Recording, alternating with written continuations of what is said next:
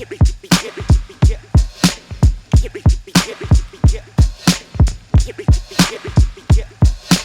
Quote Goats Podcast.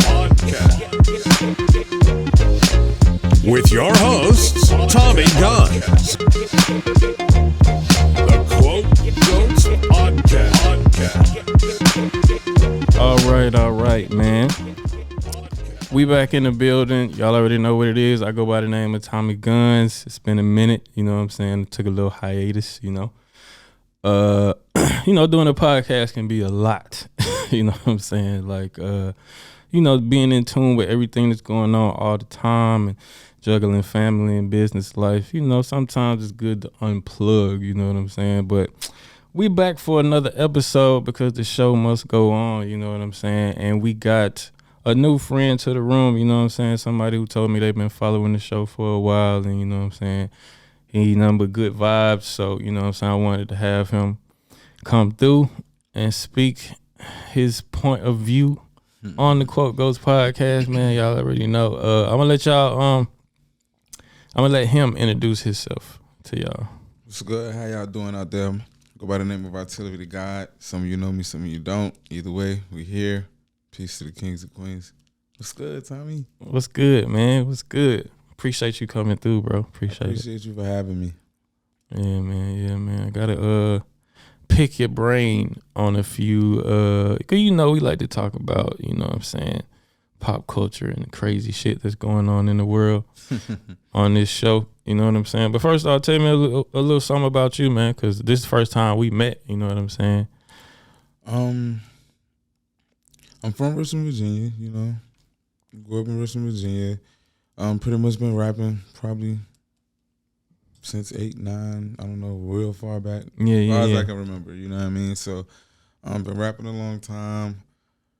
I've been probably up and at 'em real hard for the last maybe 6 or 7 years. Performed in Egypt, London, Italy. Egypt? Yeah. I did a show out there on a cruise boat. Okay. Out in Luxor, and 3 days later in Cairo. So nice. London, Germany, America, of course.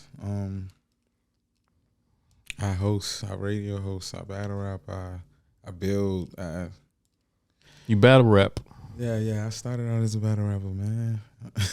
For real? Yeah, I was pretty good. Not to toot my horn, but I started out battle rapping. That's where it all came from. That's when I was moving around, spitting the lyrics. Just had came home.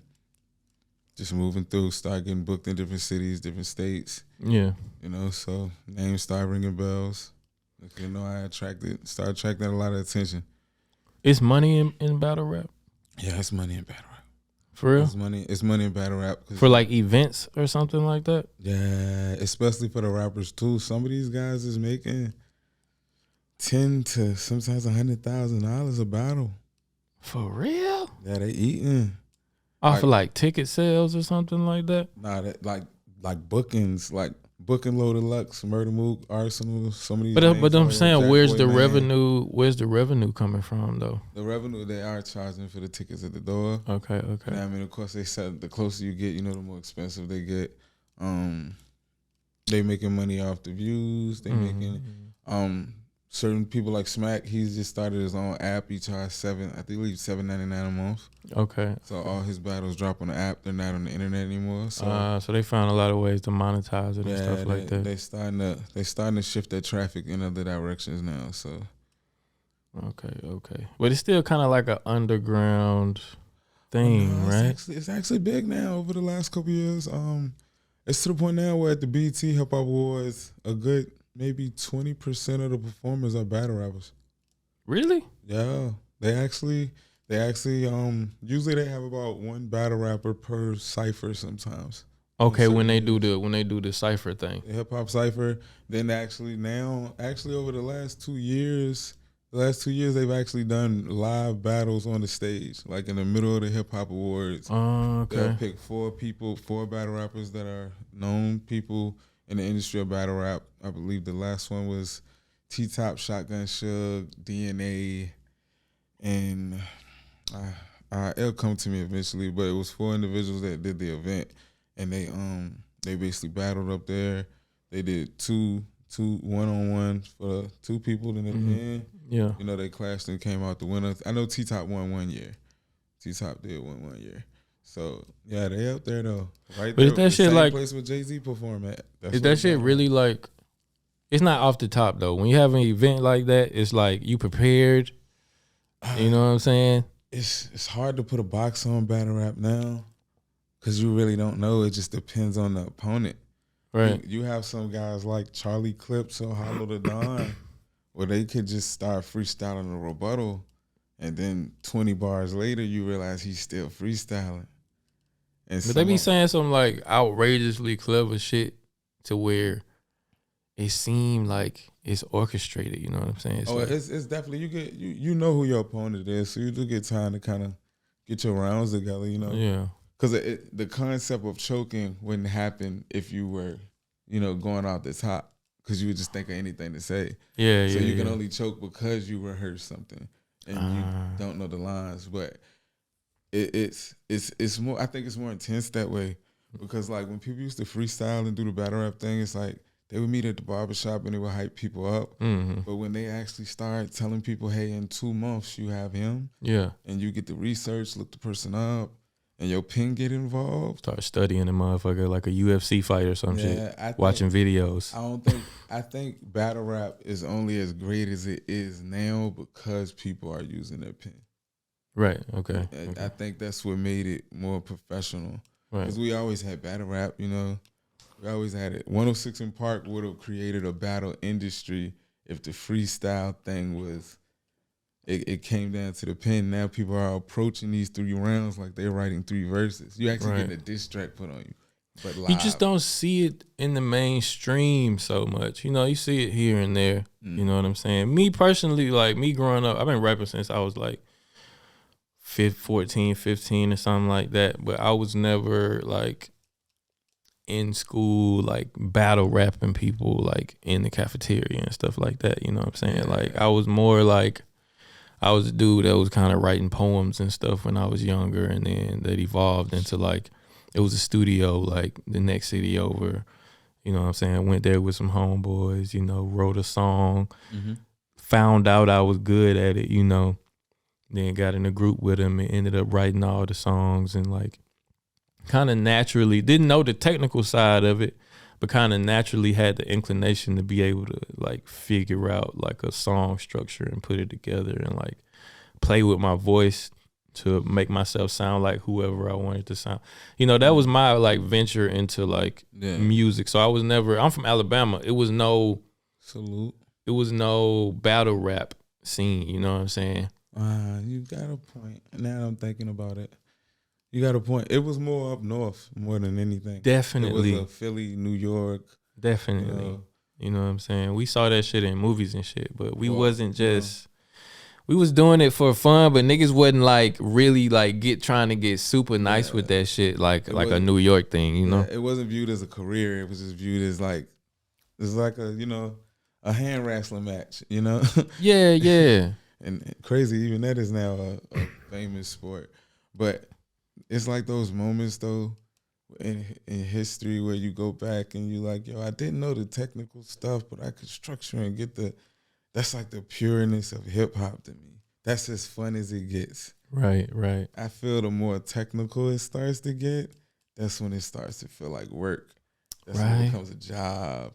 That's when you see the errors now. It's not so pretty, and now you have problems, and now you can't. Now you can't listen to it without scrutinizing it. Yeah, you have to fix it. If you hear a crack, I have to. Yeah, I have to figure out like what I did wrong and how I can. I know exactly what you mean. Like, and it's kind of crazy because it's like we'll get in the booth and we do all that, and I understand and make it perfect. Mm-hmm. But when it's live, you can't EQ that crack. You can't. You can't adjust the reverb for this specific. You can live engineer, but usually, like if you're at a wedding and the singer decides to take off. Usually there's no mixer board guy hired. It's just she's just on the mic with an instrumental. I mean, those moments, People pretty much perform with playback these days, though. Anyway, you know what I'm saying? Yeah, they do. That sucks to me. Like, I think that's like, I don't know. I think that's an insult to lyricism. You think so? Yeah, I think it's an insult to the sport. And you know, like the foundation. If the foundation started out like this, I feel if you come down the line, you can't be mad if some of the pioneers or legendary people are, you know, because we just seen Jadakiss come out on Cam at the verses, and he was like, "Yo, they rapping with their lyrics." Right, you know? right. At the verses, yeah. Verses, and when I was coming up, it always was looked at as a thing that was like, nah. See that again? That's a up north like purist type of mentality toward music. You know what I'm saying? Because niggas that was wearing them long white tees and when they was performing and shit, they was performing with full playback, doing the dance. You know what I'm saying? All that South shit. It was never really like lyricism. You know what I'm saying? I think it was entertainment. I think the entertainment came in when that started coming in. Like at first it was still entertaining, but it was like, it's a reason why we put poetry or spoken word in their own zones, even though it still is like music or rap or a song without the beat. We still just give them their section of, because it's just pure lyricism. Once the antics start coming, whether it's dancing, whether it's the big shirt, whether it's usually that's when people start to laugh, or either they like it or they look for it. You have a thing now. Yeah. And now you go into that real, it goes from, I feel you step out the artist mode, because you can be an entertainer and not be an artist at all whatsoever. Right. We have people that's writing for tons of people now. Right. And they get on the stage, but they know how to dance, they know the look, they know the move. Right. And I feel like that part of it, that era kind of brought that into the lyricism, and it slowly drifted into now it's more dancing. And so you think it's more entertainers in rap now? Completely. Than artists? Completely. What's an example like a Cardi B? A Cardi B? Well, I'm gonna say Cardi B is an entertainer, because we kind of, it's not even a hidden thing that she has ghostwriters that writes for her. You get what I'm saying? Like, right. People write the music, and you know, not to call any names out, because there's some people that actually just don't voice it; they do it. But a lot of the people in the industry have people pushing the pens behind them, right? And they power the whole industry. And it's a lot of entertainers that's out there that really, once you go in the studio, you'll realize that, yo, dude, just you'll know it. It's some artist that can come in the room with you. I think it's most of the upper echelons of the artists. You know what I'm saying? A few years back, I was in California, with Warren G. Salute to the group. Yeah, he one of my cousins somewhere down the line. You know what I'm saying? I had just got out of the military, and I hit him up. I went to California. I hang out with him for like 2 weeks or whatever. And damn, I lost my train of thought. What the fuck was I just talking? That's that weed. What the fuck? Well, you was talking about, you was saying you had went to Cali and you went over there because you had Warren G over there. You said it was your cousin. Oh, we was talking about rappers, not okay. I got you. So yeah, so I'm in Cali. I'm hanging out with him, but I got a homeboy that's also in Cali at the same time by coincidence. And he with The Game and Soulja Boy and Wack. Like, he with them in the hill somewhere at Baron Davis' house randomly. And Warren got to be in LA that day, so I get him to drop me off at Baron Davis' house where they at, and they in the studio recording. And I'm thinking I'm about to meet Game. You know what I'm saying? It's about to be dope. You know what I'm saying? I'm about to meet Game, about to meet, you know what I'm saying, Soulja Boy, blah, blah, blah. I get in there and they in the studio and The Game not there. But it's his session. You know what I'm saying? And he it's a guy there playing beats. It's a producer there. Mm-hmm. It's a guy there who comes up with melodies to the beats. He's paid just for that. You know what I'm saying? And there's another guy who writes all the lyrics and shit. Yep, that's kind of how it works. And all Game comes in and does is when it's a finished product and he likes it, then he performs what this whole team of people came up with. You know what I'm saying? Yeah. And at the time, you know what I'm saying, it made me lose like a lot of respect for Game because, you know, before that, all my experience in the studio was like, you know what I'm saying, I write everything I say. I'll write for some other people, but like as for me, I pretty much write everything. Like it's verses, I write everything. You know, so I might do a song with somebody with a hook, but like my verse, is like from my brain. You know what I'm saying? Yeah, and I think that's the artist part. It's like I've been in the studio with artists that actually was like, nah, don't send me this song. When we make this song, we gonna make it together, and we're actually in the booth. We're listening to beats. Right. We like the beat. He writing his. He watching me write mine. We talking about our verses together. Hey, we can do this. Matter of fact, I'm gonna write. Well, you know what? Let's do this one together. And then this other artist that's just like, yo, just send me the song. Yeah. It's just send me the song, and you never get to see them in the booth, and you just. I mean, to each his own. You know what I'm saying? Everybody, I guess there's no right or wrong way to do it. You know, it's all art at the end of the day, I guess. You know what I'm saying? But speaking of Cardi B, like, what you feel about, could they say like females running rap right now? How you like, it's like a Cardi, statement, like the Lottos, the. This is the thing. Coily Rays. Female artists. I'm gonna just put the umbrella over it. Okay. With the female artists, it is pushed that the women win the industry. Mm-hmm. Visually, they do. Visually. And the reasons why is because, you know, we don't have the CD booklets no more where we open the book and we see thousands of names, and right. You don't really get that no more unless you go through YouTube, and the average person ain't reading that far down. Mm-hmm. But a lot of the female industry right now is being pushed by male pens. True that. It's True actually that. And I'm not gonna say no names, but it's actually some artists specifically that actually don't even accept songs from female writers, and they specifically only send me songs written by dudes. And it's because dudes is giving them the aggression, the grit, that's why a lot of the females are coming out more aggressive. They so aggressive, bro. They're so aggressive. I don't necessarily like that though. It's you know what I'm saying? The dudes is behind the pen. I know, like, I think Yachty writing a lot for the City Girls type shit. Party Fontaine, he writes for Cardi, or at least he used to. Yeah, there's a lot of men writing for the ladies, and that's why they so overly sexually explicit and stuff. You know what I'm saying? A lot of times, you know, you got your girl, Sexy Red. That was a genuine giggle too, man. I feel bad, but you know, respect to her. Business is business. Yeah, business is business. Respect. Business is business. I heard that song months ago. I saw it in a clip before it blew up. It had a few views, and I was like, "This shit going viral." This chick on here talking about the color of her butthole and shit. And it was funny at first. It was funny. It was like clever.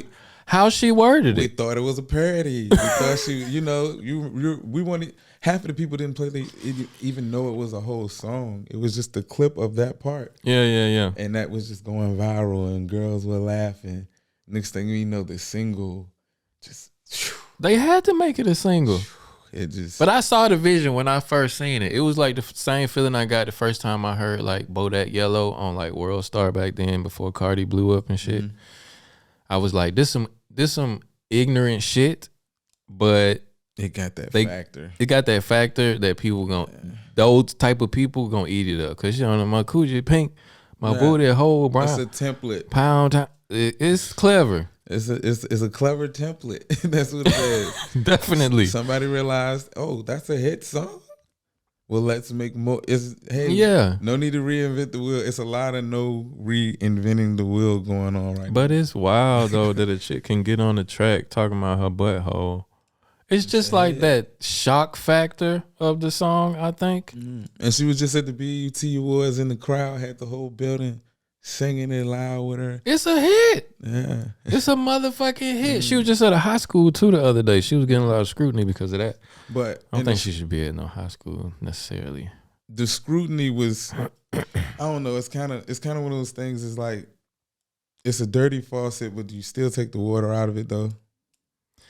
It's one of those things because like when I first got the story, they were saying, "Oh, she's about to perform." So I was like, "Oh wow, she about to perform this song for the kids? She's tripping." Right. But then after I got the backstory, she actually was showing up on some charitable stuff. Yeah, it wasn't to do the song. Right. So it's like, is she not allowed to do charity because she makes that type of music?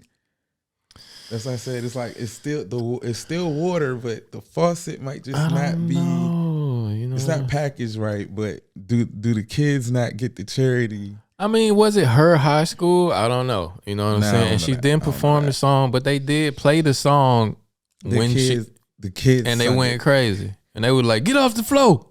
So many parents were embarrassed. Yeah. It's wild what garners attention and what people do for fame, and like I think it's scary.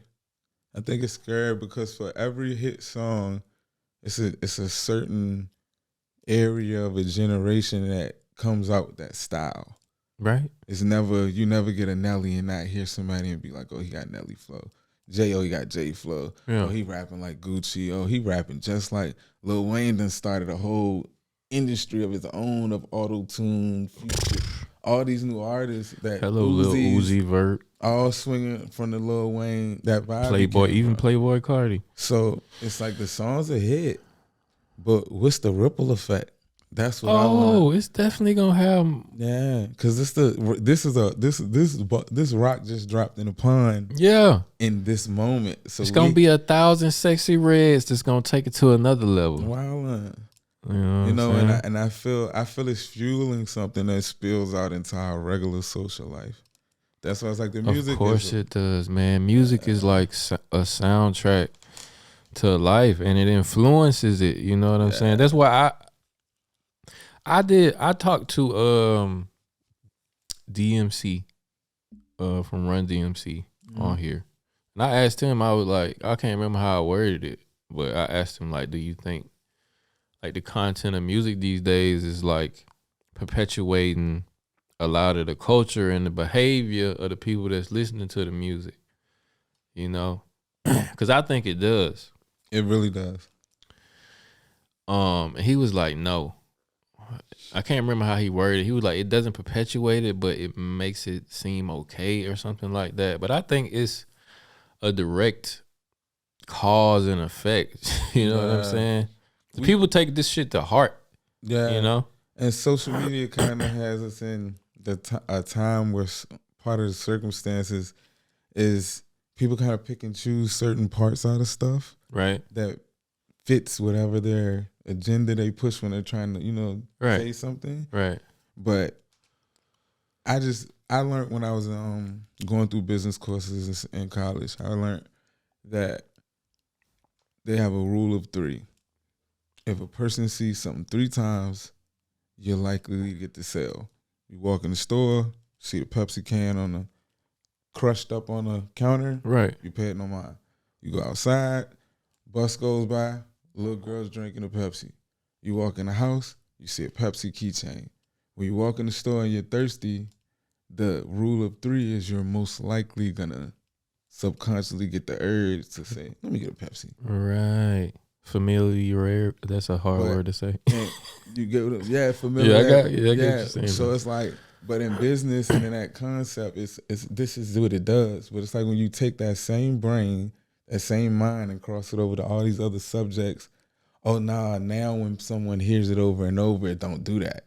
It don't have no urge. It don't. Right. It's like it's still the same science. Yeah, it's the same shit. It's advertising. It's an advertisement. You know what I'm saying? And if they say the rule of 3, how many times have you heard a song Man, in a day and you're like, they play this all the time? it's the best form of programming. So the urge that this is causing, who knows what it becomes like a chant, like a mantra. You Literally. know, you live your life by it. Literally. You know, unconsciously because you repeat it so much. Yeah, I think a lot of rappers don't realize they cast spells when they talk, just because I think some of them don't get to physically, or they don't get tangible evidence of the ripple effect. Right, It's right. like you don't know where your music went.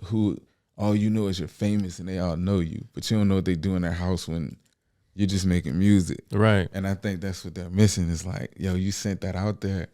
They don't want to think about it. As long as we live in a world where as long as you getting money, anything is okay. Because somebody will just say, oh, but they getting that bag though.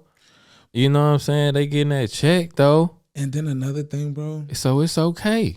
Yeah, another thing, bro. A lot of times it's not. I ain't even that mad about the sexualization of it, because it's not new. And the reason I say that, we had Little Kims, we had 2 Live Crew, so we always had certain artists that was like, we gonna make them shake, dance. This is what we do, bro.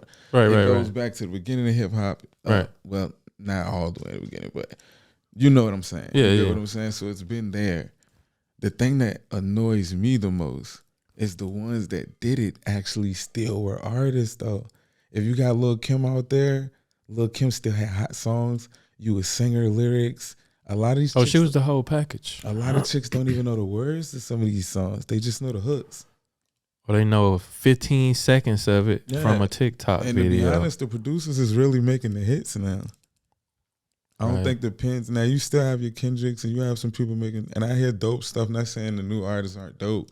I hear dope stuff, but the consistency of that outweighs like the other stuff, and it's just like, yo, it's like we're literally talking about nothing else right now. Yeah, like for, not we as in us, but it's like, yo, you pretty much hear one song, you heard pretty much 50% of everything that's out. Yeah, it's all cookie cutter, the same stuff, and they're not really saying anything unless you talk about a Cole or a Kendrick or you know, a Drake doing what he does and stuff like that. It's the hamburger effect. You walk in there, they say we're gonna put the bread here, put the meat there, put the lettuce here, put this there, Whopper.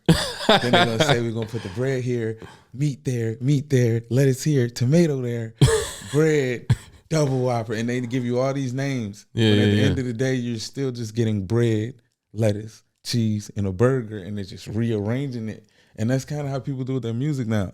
They just giving you the sandwich and they're rearranging it, but really you're still just getting the same ingredients. The same thing. It's like, it's no wows. That's why I respect Coco Jones. I think Coco Jones is a wow moment right now for her. Coco Jones? Yeah, she's a singer. Okay. You seen the new Bel Air?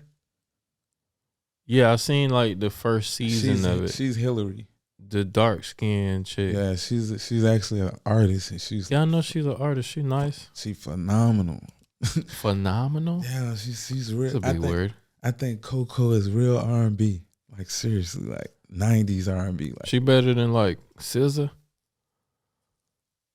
I wouldn't say she's better than SZA. I would just say they're not in the same genre of R&B to me. Okay. Or subgroup to me. I think I heard a little bit of her stuff, but nothing that really like popped out to me. Yeah, Coco give you them vibes back in the day when at the end of the song you knew you had to hit a high pitch or something before it went off. Okay.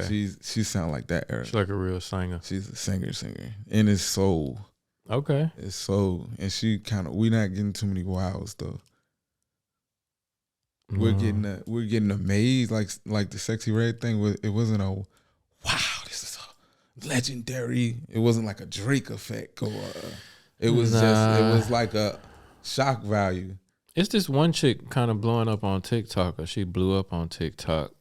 She be doing like these acapellas.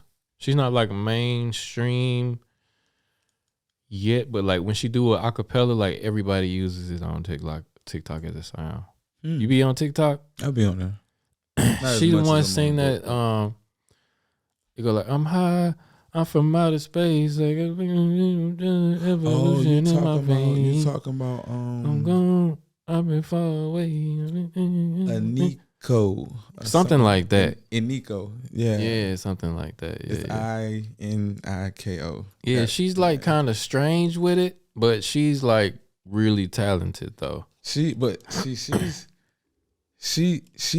making music, but she channeling energy with her music. Oh, you think so? Yes, I know so. I'm 100% sure. 100% sure. If the words she's saying, the pitches she's using with her voice, like you can actually listen to some of her music and go pull up chakra meditation and listen to it for about, just zone out to it, and then go listen to her music, and you'll actually hear that she's putting a lot of healing in her music. Okay. A lot of healing in her music. I didn't know that. I just saw like a few of her clips, and then saw like 1 million people remix it and like make beats around what she was singing and stuff like that. And you can like, I felt something when I was listening to it, you know. But she's definitely talented. You know, I don't know much about her though. Yeah, she's dope, and I respect her because she's her.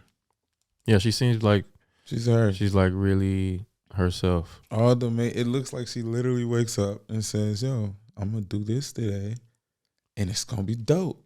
Yeah. No matter the hair color, no matter the makeup, no matter the markings, the outfit, she just gets up and just says, "I'm gonna do this. It's gonna be dope."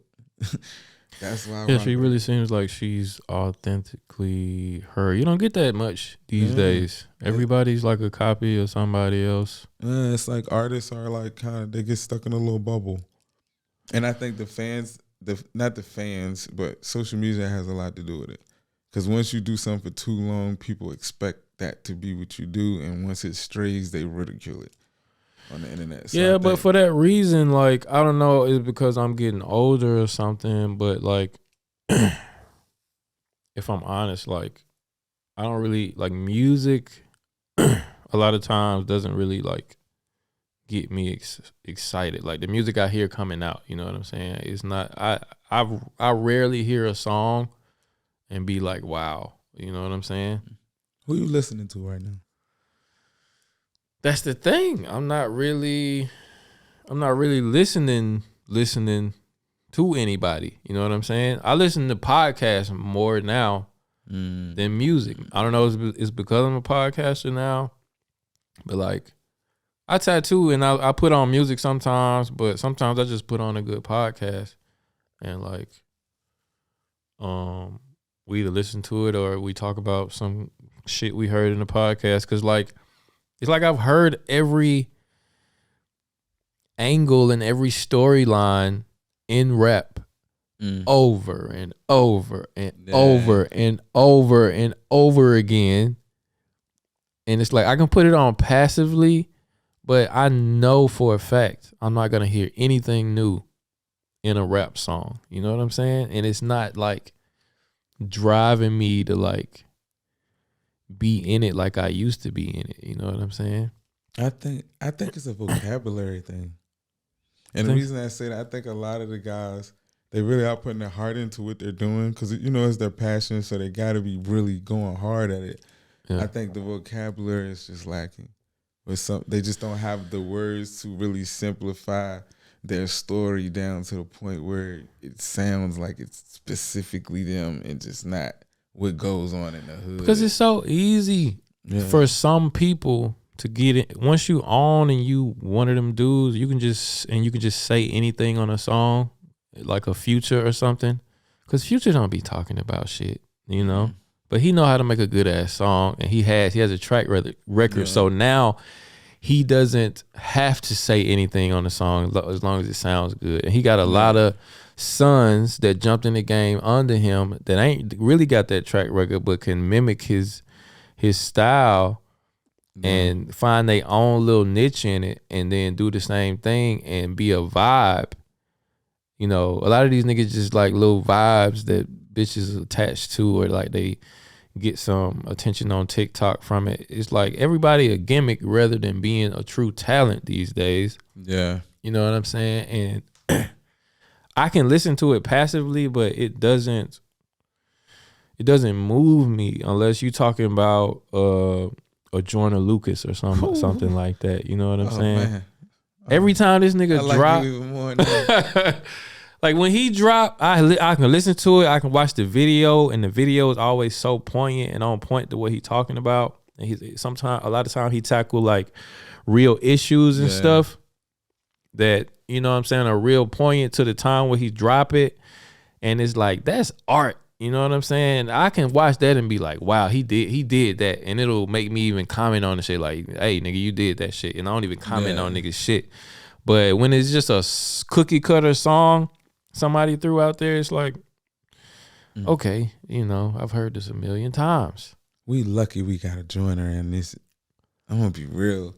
Not saying that Joyner was a wow. That was a wow moment. Right. Cause that broski, oh man, his pen is so creative. I'm trying to think when I got hip to Joyner Lucas. I think maybe I probably was late, but I heard him on that racist track. He had the video. That's actually when I got put on to him. That's when no one knew what he looked like then. Yeah, because he had the white dude, the burly looking white dude, and the black. He wasn't playing in the video, but the way he did it. I'm not a racist. Yeah, the way he did, I was like, damn, that was dope. And he was smart enough to let the white guy go first for the shock effect. Yeah, because I know everyone in our culture was like, what the? Why he sitting there letting them talk to him like that? Yeah. Because he's mastered the art of storytelling in third person. Right. Yeah, he's mastered that. Like, he's mastered it. I remember he had this other one where he's like third person through the kids and they're like talking to the, I don't want to grow up to be like you. And that, oh man. Yeah, that's a dope ass song. Yeah, Joyner's fire, man. But the thing about it, it's like Joyner's can be so dope. Like, that's like the song Broski. I don't know if I heard Broski. Broski is the latest one he dropped. Is it with somebody? Nah, bro, it's a video to it. And Rodamy, I think that's how you pronounce his name. Oh, I did see it. It's like his homeboy. Yeah, talking to him at the table, like asking them for stuff and like going off on him and shit. Yeah, man, he broke that shit down. Bruh, so crazy. How it starts with the bro, I'm so proud of you, and John, people really. If anybody, I mean, he get his due, kinda, but if anybody is slept on in the industry, it's Joyner Lucas, man. He is underappreciated. Like, to me, he up there with Cole and them. Yeah, he actually is.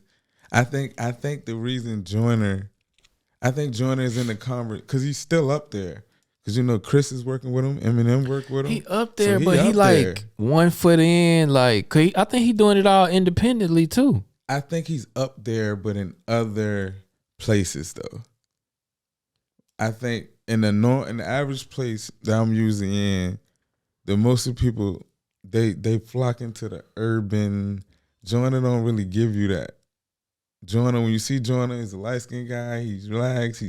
He give you urban a little bit though. He give you urban, but he vibes. He don't give you Kodak Black, but you know what I'm saying? It's like Eminem could vibe on the track because their swags and styles were compatible. In a certain way. Like when you hear that song, I think that's probably his most compatible features when him and M work together. Right. And him and Tory. They got crazy. Yeah, and Tory. Him and Chris was good too. Yeah, him and Chris was good. But when you listen to how he rapped, then you listen to how M rapped. How the words come out, how they say them, how they land them. Right, of course. I think you can hear it. I'm pretty sure Eminem was an influence of his. Him and Logic was actually pretty good too. Yeah, so I think he's getting the Eminem treatment in light skin. If that makes sense. Like how Eminem, you know his pen is crazy. Yeah. But it's just gonna always be some people to be like, nah, I don't care. Yeah, and but it's always gonna be some people that's gonna be like, he still sold though. I don't think Joyner got them Eminem selling numbers because I think Joyner got rich off his app. Off his app? He got an app called Tully. Oh, I did not know that was It'd be at the end. It'd be at the end of all his music videos and shit. Yeah, it was I'm like wrote on app. Tully. I didn't know it was his. I didn't know it was his either, but that's his shit. And from his music blowing up and that being on his videos, the app blew up too. So I think he made millions off the app. You know what I'm saying? And that way he can feature anybody he want. He can have the lifestyle he want because he blew up in tech too. And Joyner do kind of come off like a loner.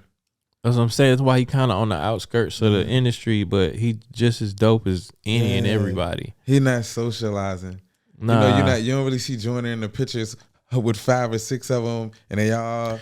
Nah, he ain't on the yachts with the billionaires and shit. What you think about that? You seen them pictures lately? Of like Lil Baby getting hugged from the back and Meek Mill and them. It's 2 ways though. Crawling to the toilet seat and shit. Nah, I ain't see that one. I've seen Lil Baby. That's different. That's a little. And he posted it. He posted that shit himself.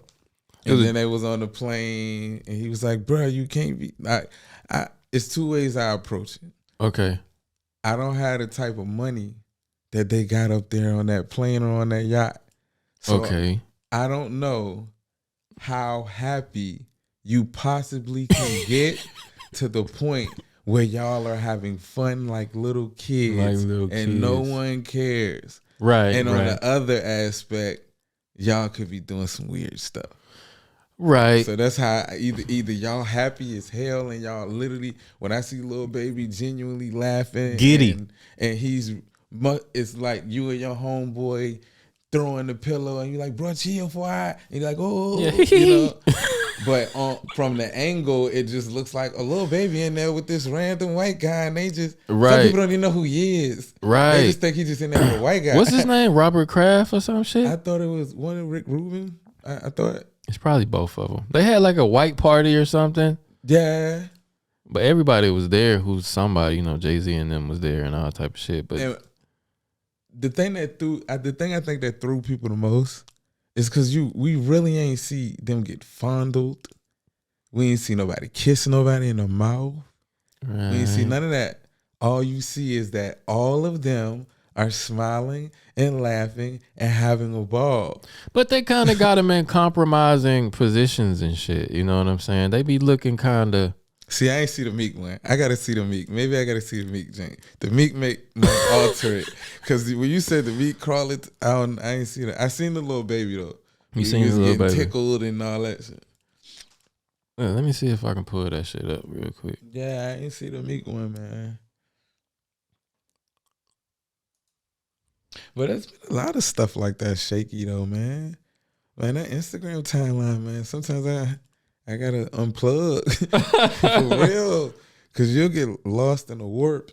And if you get entertained and like one of them one time, Instagram and that algorithm gonna give you nothing but that for about 30 days. Oh, for real. This the picture right here, Meek. Too much liquor with his hand on the floor near the toilet bowl. But see, this is the thing though.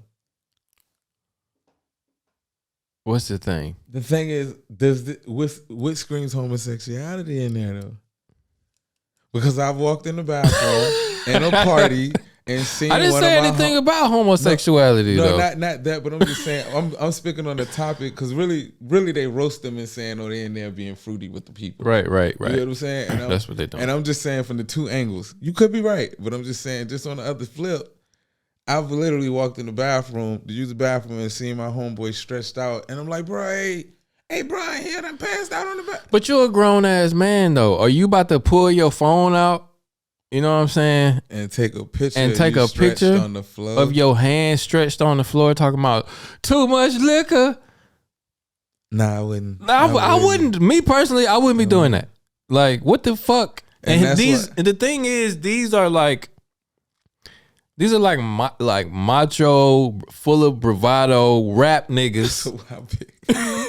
I'm holding it, but go ahead and listen, man. But that was crazy. Macho ass rap niggas screaming on Meek Mill, screaming all on the track, and then you see him with Robert Kraft or whoever the fuck it was, and he looked like he doing a little Uzi Vert hip dance. You know what I'm saying?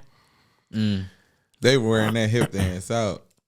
Man, the hip dance is too much for me. They wearing that jank out. I'm talking about. But at first it was a little shuffle, and I'm like, all right, I see it.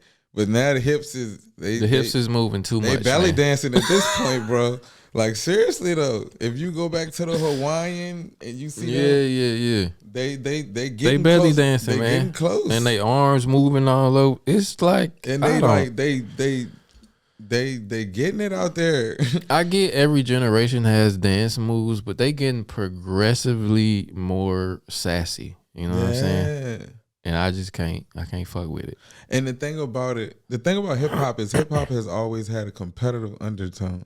The singers always try to sing better than each other. The rappers always try to diss each other, make better. If you was in a cipher, everybody wanted to have the hottest bar in the cipher. It's always been competitive. Right. And it's like, even amongst the dancing, we had the break dancing, but it's like, it's really no competitive undertone to that. They just dancing and just rocking hips. Just the hip. They They can dance all they want, but it's just the rocking hips thing. Like I'd be glad when that die out, like the Harlem Shake died out or something. Man, I done stood over the second floor in places where I overlook crowds and seen chicks dancing with each other and dudes looking each other in the eyes in a circle and they rocking their hips. no, rocking, no, bro. They rocking, bro. And I'm just much, like, man. so y'all. So when this song come on, y'all just forget the girls are here and we just gonna rock. Ain't nobody. When we grow up, chicks was they was cuffing themselves and it's too much, man. They gonna jump behind me, girl, dance behind me. Now they can really dance and know that. Oh no, ain't nobody about to dance. They about to do that dance at least to the song over. For real, it's different. It's different. Yeah, man, it's too much, man. It's another dance I seen. You probably seen this clip. It's like these African. They look African. I don't know if they African, but they like doing this dance where they neck is like going crazy. Have you seen that shit? The shit is wild as fuck. Let me see it. I'm gonna be honest, bro. I be unplugged. I be scrolling. I scroll, but I really be on. I get up there long enough just to see what's the hottest song out there. Let me see if I can find that shit. It's like you about to have me going home. It's like a neck twerk dance. And it's called the neck twerk. I don't know what it's called, but that's what it looked like. I probably won't even be able to find it on that shit. Nah, it's just a whole bunch of. Nah, it ain't. It's like the shit is hilarious. Neck jerk dance. Now, I approved of the sturdy. I approved of that when they was doing the clip sturdy and yeah, that's cool. That was cool. I was like, I get it. I get it. That's cool, but oh no, I'll show you that shit in the break. So we'll play. I find it in the break and we'll come back and play that shit. But speaking of sassiness in the industry, ice cream so good. Take a seat. Pinky doll, also known as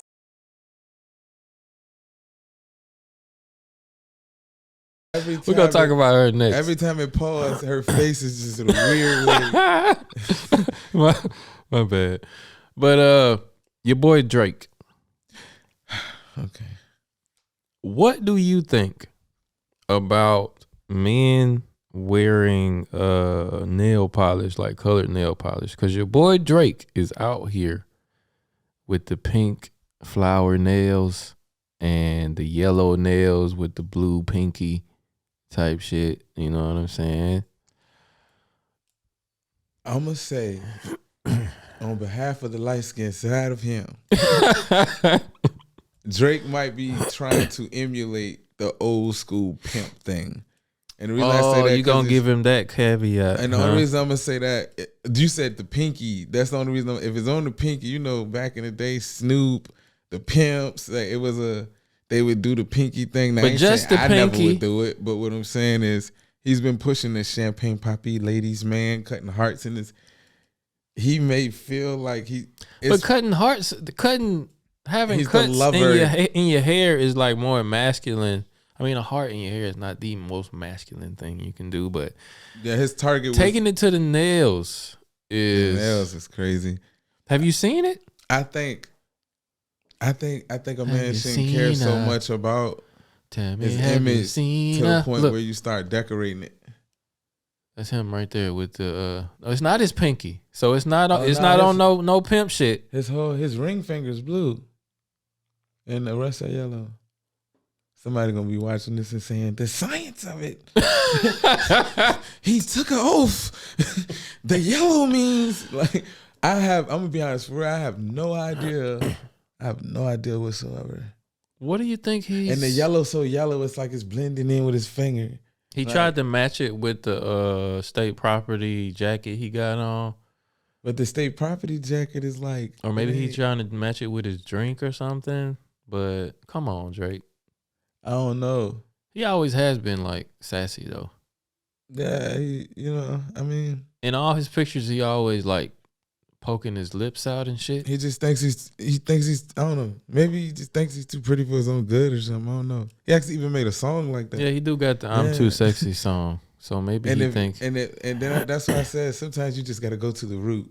Like, what does the "I'm Too Sexy" actual original artist look like? What did he do in the video? What was his image to women? Like, for you to make the song and keep the hook, that means something about him. You thought, yeah, I'm about to resurrect this image right here.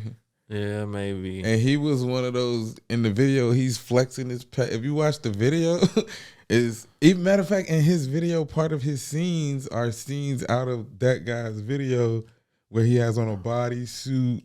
But in the video, the dude's actually really a buff dude. Yeah. But yeah, Drake. I don't know. Drake always been like that, man.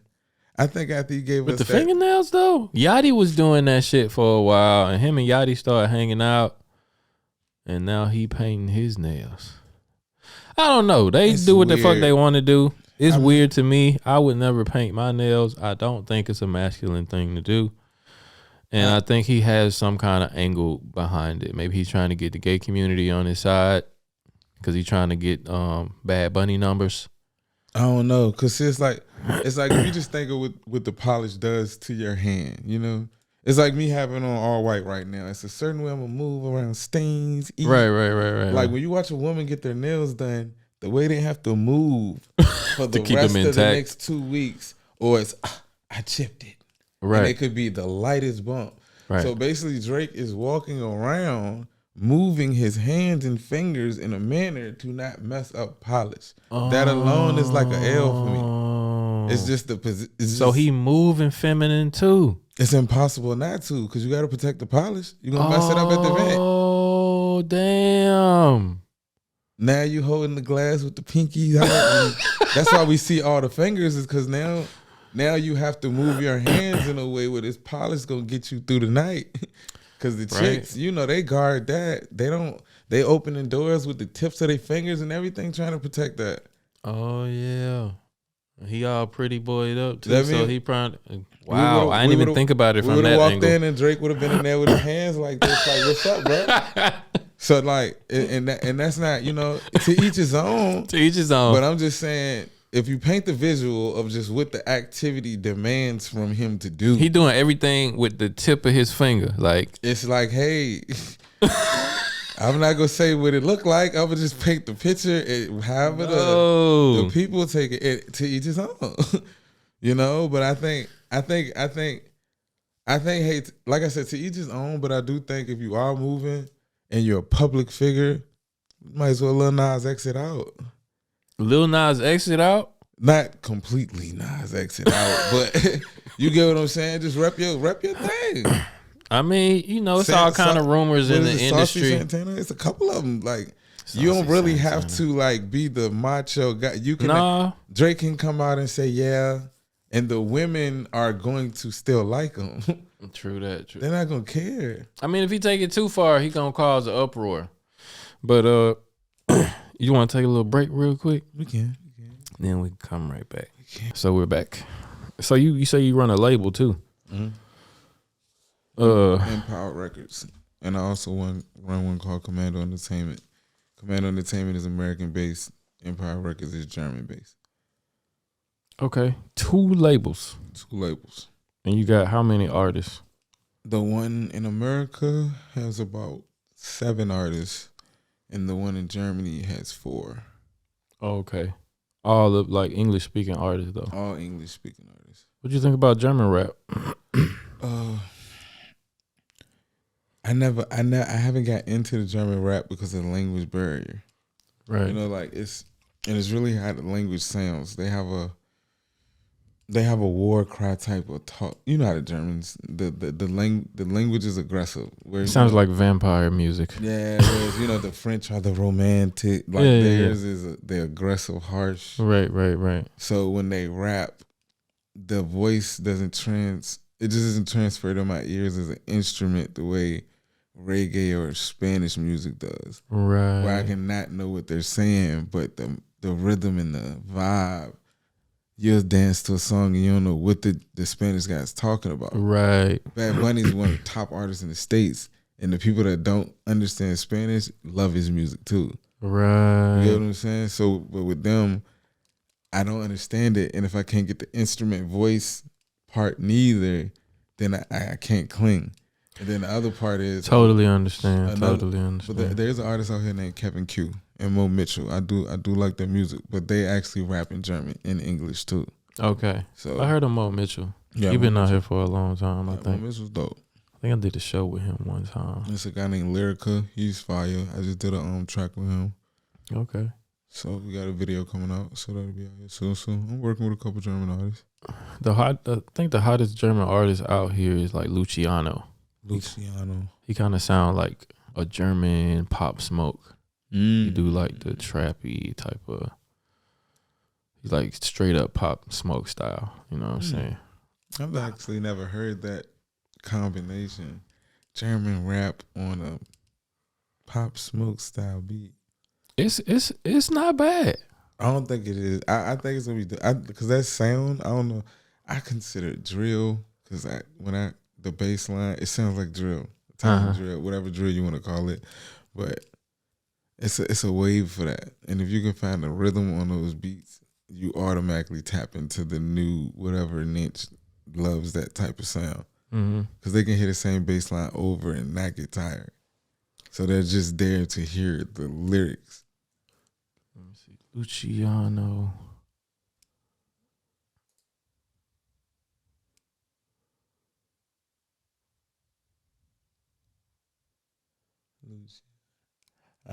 Yeah, I don't think I've heard of him. Oh no, I have Bomba. I've listened to that before. And you know what? Hero Wars präsentiert. I've heard of him. When I first came to Germany, I Googled the top 10 rappers and he was on the list for the song Bomba.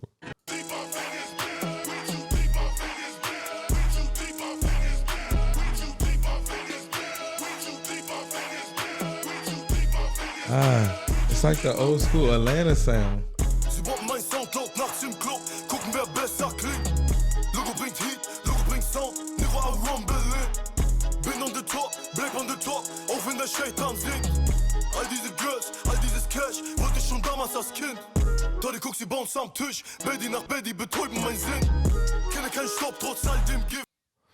Yeah. Yeah, it's fire. It's straight, you know what I'm saying? I'm the same way. Like, I respect what they doing, but I'm not just gonna put on like some German, like me personally, I'm not gonna put on some German music. Like, just for my personal like listening pleasure, you know what I'm saying? Yeah, I don't. I've listened to some, like I said, some of them are dope. Some of them are dope, but you speak some German? Not enough to say it. Juice, When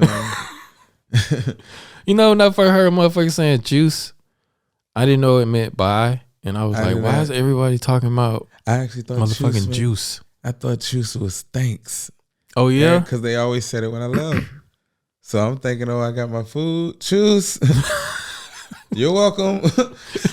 I would have thought, you forgot your juice. They got some crazy words over here.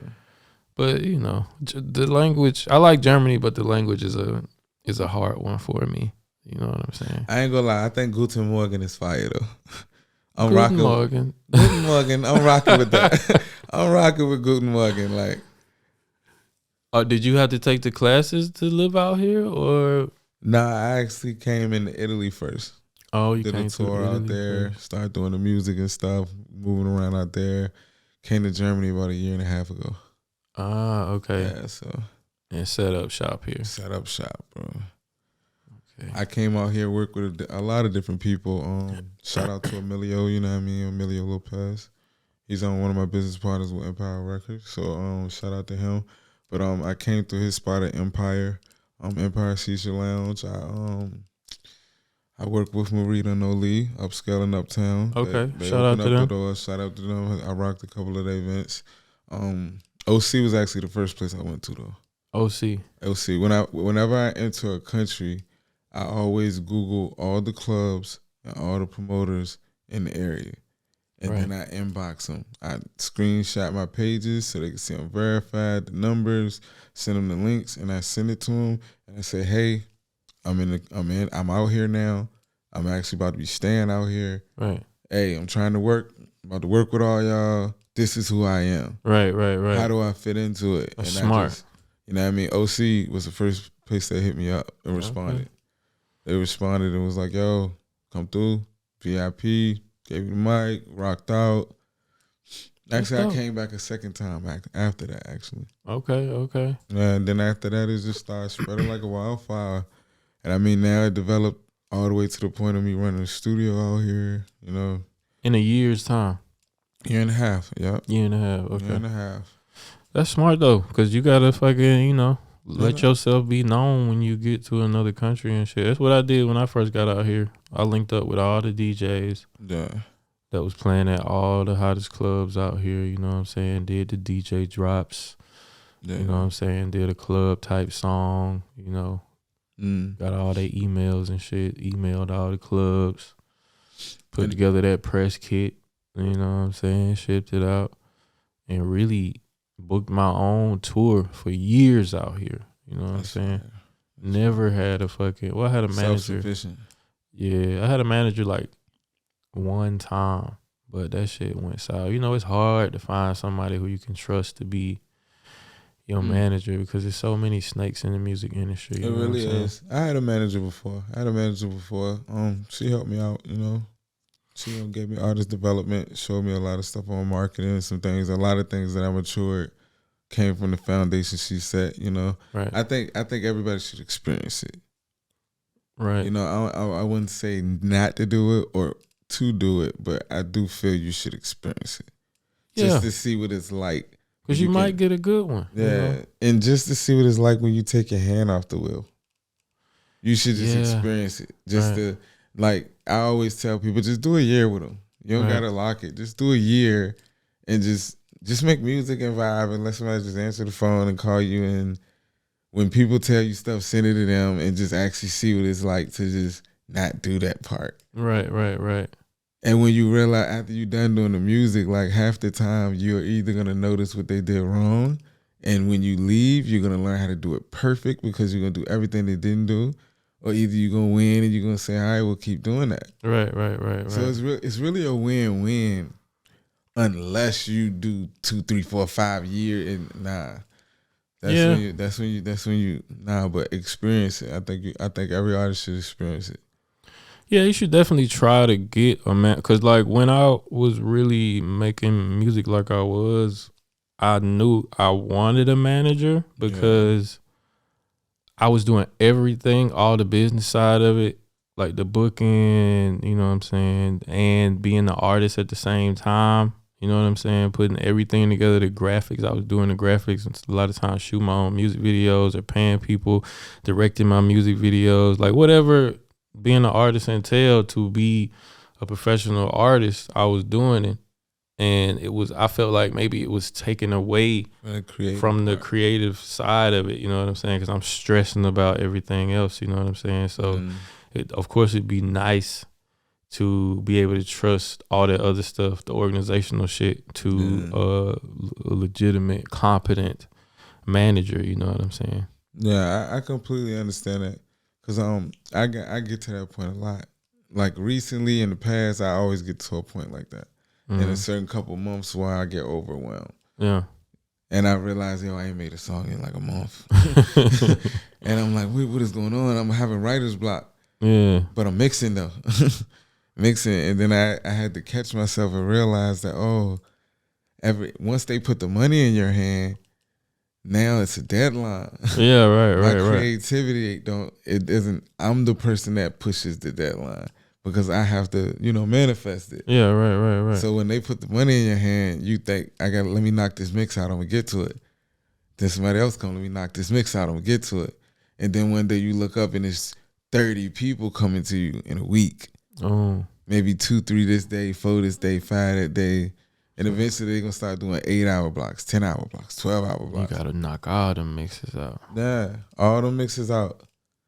Damn. And every single artist is going to want their music within the time span, no matter if they were the first person that did a session or the last. Right. So I could literally record 10 people straight and take breaks in between just to relax. Yeah. And someone could come in and record. And if you don't watch your schedule, you could actually wake up one day and be like, all right, I done recorded for 3 days straight and realize that, okay, now this first dude, you told him he was going to get his stuff in like a week. Yeah. But the dude that came on the third day is supposed to get his stuff in a week too.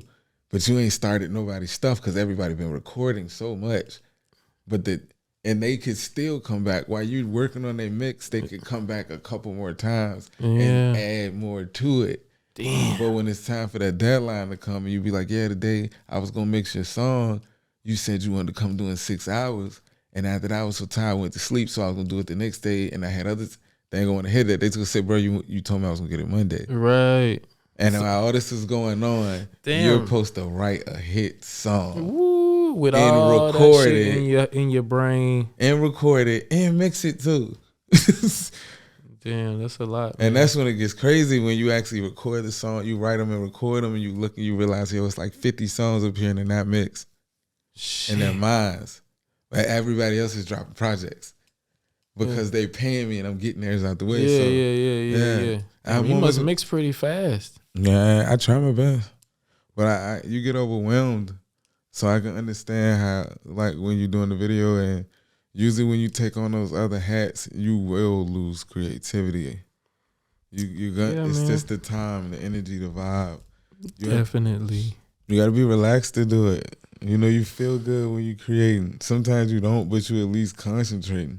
Yeah, for sure. Yeah, so. If you want to do it right anyway, you know what I'm saying? If you really want to make some art. But, a lot of people these days, they just putting out content, you know what I'm saying? It don't matter what the fuck it is, you just got to put some content out and be consistent, because content is key. It don't matter what it is. You can get famous doing it. It can be some outrageous, stupid ass shit. But as long as you known for that shit, like, you internet famous, you know what I'm saying? It's this chick that keep popping up on the screen and shit. I think her name like Pinky Doll or some shit. You heard of her? Yeah. the human AI. The human AI. NPC. Yeah. NPC. She like licking cones on the screen and stuff. Like God, amazing. Ice cream so good. She hit that. Ice cream so good. Take a seat. Pinky Doll, also known as Ice Cream So Good, Sucks refers he's to the TikTok a live sim streams or that were something. labeled a part of MPC streaming trend in July 2023. Look at this. Pinky Doll's live streams gained notoriety due to the widespread perception that they were strange or psychotic.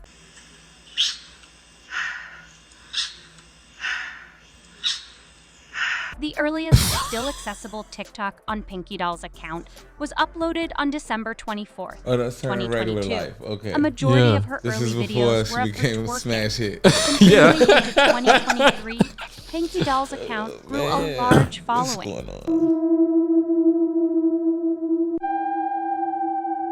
What is Sometime this? in January how is 2023, they Pinky Doll started to go live on TikTok. We writing our Soon hearts after, out. users started to screen Writing record our her souls live out. streams and repost them. She just First known jumped to for do them. so was Jump for TikToker them guys, Lingo man. Talks. Got a million flowers. Bro, they say she make $1 million.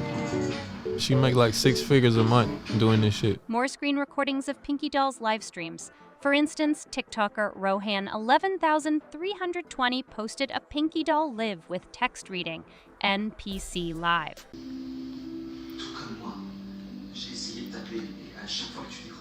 Yeah. On July 10th, 2023, weird. Twitter It's user weird, bro. A8 Don't get to the good part, one though. tweeted a screen this is the recording thing. of a Pinky Doll live. This is the thing. We know stuff transitions into stuff. Like I said earlier, I'm always thinking about the ripple effect of everything, right? Like, what do you think the ripple effect of this is? like, because it to me, she's basically being an AI, and She's being like a Sims character, like a GTA character. and millions of people are eating it up. Millions of kids on TikTok. So what I'm saying, this is what I'm saying. If they turn her into a life-size toy, her size with the robot skin, and they say, hey, and she say, hey, I'm selling life-size dolls of me. People hey, will buy that shit. They're gonna buy it, right? Yeah. Yeah, it's just I be just thinking of the ripple effect. Like it just looked like, oh man, that's a smash hit. Oh, it's a generation coming behind that. But the craziest shit she be doing, we didn't get to that part. Hold on. Yeah, it's licking the cones in the screen, like the emojis Captioning that it. people I be was just scrolling sending her. TikTok, and I just want to say, some of you bitches are literally psychotic. In the video, Pinky Doll is seen saying "ice cream so good" and licking the air repeatedly, among other repetitive sounds and catchphrases. Take your CR, take your Kiki. Ice cream so good. It was you, Max, Pop, amazing. Ice cream so good. Take your Saturn, yes. Do you think, huh? Woof. User Muse Wendy tweeted a similar screen Hey, business is recording of business, Pinky Doll man. live streaming, See, that's what I mean by like people just be like, oh, as long as they getting that bag though. and we writing our damn hearts out. I'm talking about.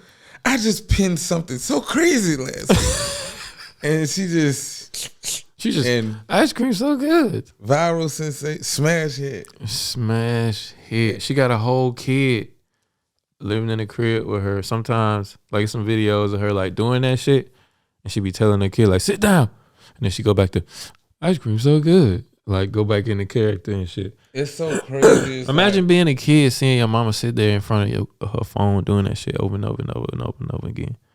the ripple. We get to the ripple effects. The ripple effects. But people be doing some wild shit on them TikTok lives. I don't know if you ever tune into them TikTok lives. They do. I mean, well, saying wild, it's like I seen this one guy. He like Unusual. call himself like the glitch king or some shit like that. And he be like glitching.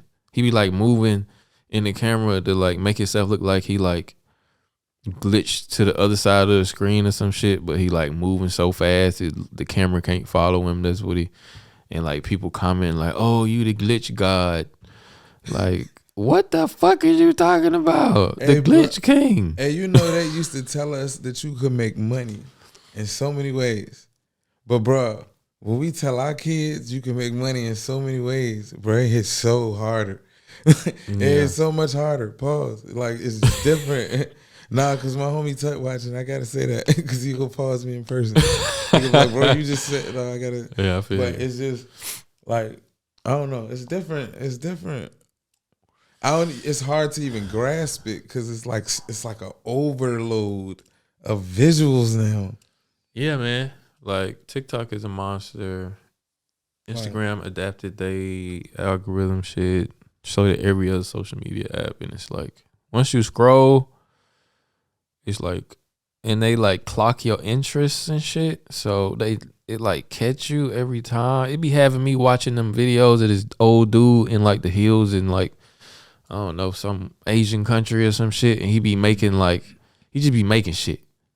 You know what I'm saying? He be making like lipstick out of like bamboo, and like he be burning shit and digging shit. And I don't like, know. I asked my wife. That sound like some survival tech. I might actually. He sound like he could build a house. he be doing all kind of shit, and Yeah, it be that's right. so entertaining. And like I maybe liked one of them one day, like he was saying, and like now they show them to me all the time. Like that's my algorithm and shit. You know what I'm saying? Yeah, they lock it onto you. But you know what's really crazy about TikTok and everything we seeing now? All of this stuff is grown adults doing that. But if you just go back, when it was kids, the kids weren't doing that. They was dancing, playing, singing the songs. Yeah. The adults bullied the kids out the app Off of to do TikTok. that. Right, true that. And the kids were playing, having a fun on Facebook and Instagram. And they were like, these kids are doing these stupid dances. Right. TikTok is dumb. Right. I was one of those they people. bullied the kid. Now it's kids out here who normally could have just got on the app and been dancing with their friends, and now their parents can be like, nah, you can't get a TikTok yet. When it was theirs when it started. Yeah, man, but you know, as they say, fuck them kids. You know what I'm saying? Because I used to hate TikTok. I mean, I had one, because you know, it used to be Musically. It was Musically before TikTok, right? Oh, you actually went way back. It was Musically. Musically first, you know what I'm saying? I had one song go viral on there, you know what I'm saying, in the Philippines randomly, because some Filipino star made a Musically to it and shit. But I liked that I went viral, but I didn't like the app because it was just little kids doing little cringy dances or lip singing to songs on there. I was like, okay, I don't understand this shit. You know what I'm saying? It's cool for the little kids. I'm glad they like that song. They not coming to the show. Yeah, you know what I'm saying? Yeah. But then, I don't know, somehow it morphed into TikTok. And when I started this podcast, I still thought it was only dances and shit, like Charlie D'Amelio type of shit, you know what I'm saying? Like all these little young white kids doing all these little urban hip swinging dances and shit, you know what I'm saying? Blowing up. Mom's got it lit. Yeah. But then I started posting podcast clips on there, and they started going viral. And I was like, damn, okay. And it was right at the time where all the podcasts started popping up on TikTok and shit. So you caught the wave. The wave, you know what I'm saying? But I fuck with TikTok. It's kind of censored on there. They will ban you for saying the wrong shit on that motherfucker. Yeah. They will take your video down and be like, nigga, post some more shit like this. We'll take your whole shit away. Man, I done got kicked out for a week, then 2 weeks. Yeah, like just for words. And it's normal words that you actually might not even realize. Yeah. And it's like, once they start catching the words out of thin air on the live, I was like, oh yeah, they getting crazy. Crazy. Yeah. You mean to tell me I could be on here for 3 hours? For me, it's just like, yeah, I remember I was on live one time and I smoked a cigarette, and TikTok was like, cigarettes are bad for you. You should stop smoking, or we gonna take your live privileges away. And it popped up as like a little bubble in the live and shit. I was like, damn. And what kind of algorithm shit they got watching this shit? But I don't know. I still fuck with TikTok because it is a good way. It's a nice platform to like reach a whole bunch of people if you're talking about some good shit, you know what I'm saying? Or if you're doing some bullshit, you can blow up on there too, you know what I'm saying? And every other app has had to change how they operate and let people, because it used to be like a barrier on social media, you know? Yeah. Well, hard to blow up on Instagram. Hard to get numbers on Facebook, because you would, even if you get a following, they would like throttle your reach. Just and make you pay ads. And make you pay for ads to reach a higher percentage of the people who follow you, and maybe some people outside of your bubble and shit like that. And TikTok came up and was like, we showing your shit to everybody. New model. Soon as you get on this bitch, you seeing some shit you ain't never seen before, and you swiping and you discovering shit. And if you like that shit, you can save it and go follow that motherfucking shit. You know what I'm saying? Yeah, they actually threw the suggestion thing out there like hard. Yeah. Now you start seeing the suggestions on Instagram and Facebook now, and now you just starting to see random stuff. And all these apps losing a lot of money because of that shit too. You know what I'm saying? Because most of Facebook is like ad revenue, and shit like that. So if they gotta let people, you know what I'm saying, see your shit. So what are they selling? You know what I'm saying? Well, and Meta is failing because they like little virtual reality shit tanked because it didn't live up to the hype and shit. Them stocks. So they losing billions on that and shit. And you know, Facebook is pretty much MySpace now. It's only like older people. It's like family members on Facebook. I mean, ain't nobody young like running the Facebook. Facebook is a whole bunch of like, you know, older people and a whole bunch of bots trying to like send you sexy links and steal your password and shit like that. You know what I'm saying? The bots everywhere now, but Yeah, they definitely over there, and that was another thing with Facebook. Because if you send them ads to the wrong place and them bots grab it, oh man, they gonna treat it like a human. They gonna say this with impression. Yeah, impression. You know what I mean? So you definitely got to look out for that. You know what I mean? It is real crazy. What you think about the new blue tick thing on Instagram and how you can like pay for it now? Is it as special? I feel I'm one of those guys that kind of sit in the gray area with it, because I feel if you're someone that's viral, I feel if you have a business license or you have a company, you've been pushing it and you've been doing it for years, right? And you're putting up the traffic and numbers that the people that are verified are doing. But the only reason you didn't get it is because, of course, the news tab thing where you have to have these certain amount of articles. Right. Whatever the process was, you know what I mean?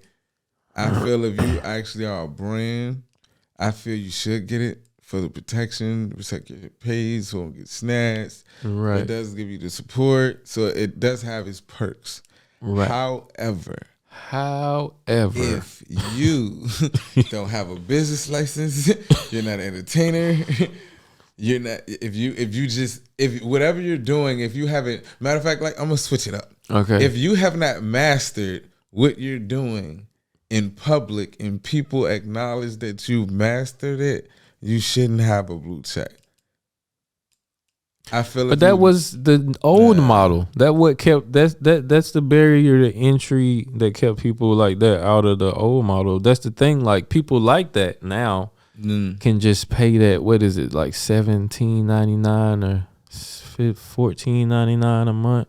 I think it's like 10. It's like 10 to 12 or something like that. Whatever. They can pay a monthly fee and they can pose like they somebody that's about their business like that when really they ain't shit. Yeah, and it kind of waters down maybe the importance of it does. The blue tick. It does. And that's why I said I'm on two spectrums of it. Because on my Facebook page, I've been verified for maybe 6 years over there. Mm-hmm. And we had to get it the hard way. Right. You had to get a notification from Facebook saying, "Sir, you now will you know what I mean?" Or eventually we noticed your page got snatched. And you had to make a new one, and you told us it got hacked. Right. Or whatever happened, But I've seen a lot of pages get snatched, and when they pop back up, the followers don't come back or the check. I almost got my page snatched like that, but keep going with you. Yeah, you get what I'm saying? So for people who were verified and did earn it and do have the traffic and the views and it's all authentic. Right. When they brought it out, was like, because at first I ain't gonna lie, I was in denial. I was in denial because and that's like, should I get this shit? Because like being at, I know I ain't buy mine and I really earned it. I even made a post like, "Hey, here go my notification, y'all." Yeah. I got my evidence. Facebook did it. Like it's real. So, but when it hit, is you kind of feel like, hey, a company acknowledges that. In the streets, I am who I say I am. I'm worth being an actual influencer. Right. You know what I mean? And Earned it. Then the brands that want to, it's money. So that check you get in clubs. I've worked that check all over the world. Let's just say that. You know what I mean? With businessmen, because you can show it and they'll immediately. So now it immediately legitimizes you. Right? It legitimizes you. Like, okay, whether it's real or not. At least I know when he in the building, they gonna feel like a star's here. Yeah. And if they clip him for that blue check later, they not gonna clip the club for having him. That's something that's gonna be attached to him. Mm-hmm. But we still had a influencer in here tonight. Right. And they gonna promote it. So when the blue check came out like that, now when you walk to the club and you like, "Hey, yo, I tell you the guy, this is my authentic presence right here," because I was using mine like an ID in some places. Like at my first time, I wouldn't even pull out my ID. I would hold up the phone and they would just look at the followers to check and be like, okay. And I got into some places just off that. Right. That's different. That game is gone. Seriously, it's over. It's over. I mean, because when you walk up, how can I prove to you I ain't buy it? 10 years from now. True that. 10 years from now, how can I prove it? I'm going to keep having to pull this post up and be like, hey, yo, here, see, that got my jump. And you can Photoshop that shit. And by that time, you've done so much trying to explain it that people looking at you like, man, why you care so much about having it, Dad? Exactly. So you can't argue about having it. It's just, nah, that era's You can't dead. just flash it like, oh, okay. Verified, nigga. They yanked the rug out with that. Damn. Seriously. It's some bags that came from that blue check, man. That's what I'm saying. Like, that ruined that shit for everybody who got it. I didn't have it on Instagram, but I have it on Facebook. I got the blue check on Facebook way back before you could buy it and shit. Yeah, and it felt good to be recognized. I was like, it felt like a compliment. It's like an achievement, you know. You post a comment on a post and your joint is right at the top. No matter, it is what it is. It got some weight to it. People might not say it, but when you get one, it got some weight to it. It has some weight to it. It got some weight to it. So when they did that, I was like, oh, Mark. I could have put my time into YouTube if you was gonna do this. Yeah, my girl came to me the other day and she was like, because at first it wasn't available in Germany to buy, and she was like, "Oh, you can pay for your tick now," because she been trying to get one for years. Like that. She been trying to get one for years, and she published, like, she modeled, she published in magazines and all. She got all the shit to get it, but she just couldn't get it. She done paid people, lost money, and I would tell her, you cannot pay for your check. Like, stop paying for these agencies to get a check. Like, go, you got to know somebody, you got to find a way to get it, but that ain't the way. And like, now you can pay for it. And she like, I don't know if I should get it now because anybody can get it now. Someone like her, I would get it though. For the politics of it. Yeah. For the politics of it. If she's established like that, I would just get it because whether you got it or not, it still shows professionalism. Yeah. On my platform, I take it serious. This is what it looks like. It's like you arranging your pictures. That blue check is just another. Yeah. It's just a little speck. It don't unimported now. It's just a little different. Yeah. You know what I'm saying? If you own your shit and you got that, then it's still a little boost. Now it's kind of like when you go to YouTube, you can see a music note beside all the artists that are distributed name. You know what I'm talking about? I didn't know that.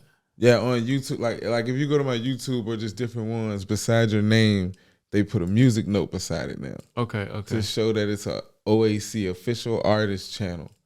Where your YouTube, your Vivo, anything you have on the internet from anywhere, it can all be linked under one channel now and run on one page on YouTube.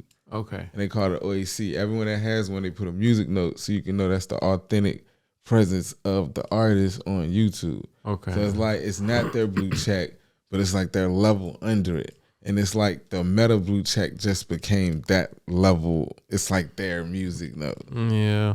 It's like, hey, it definitely he's lost. Professional, you know?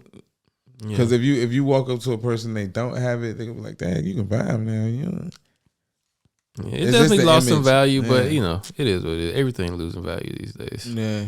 And they're going to wipe it all away anyway because new apps popping out more and more and more and more. Yeah, they got that thread shit on Instagram now. I can't get that shit, man. I think I tried to get it and they said it ain't over here yet. Yeah, it ain't in Germany yet. Yeah, but speaking of like authenticity, why they always test it out on it? No, man, that's another time. Go ahead. I don't know why they don't fucking give Germany shit to the last minute. But anyway, Jamie Foxx, right? Mm-hmm.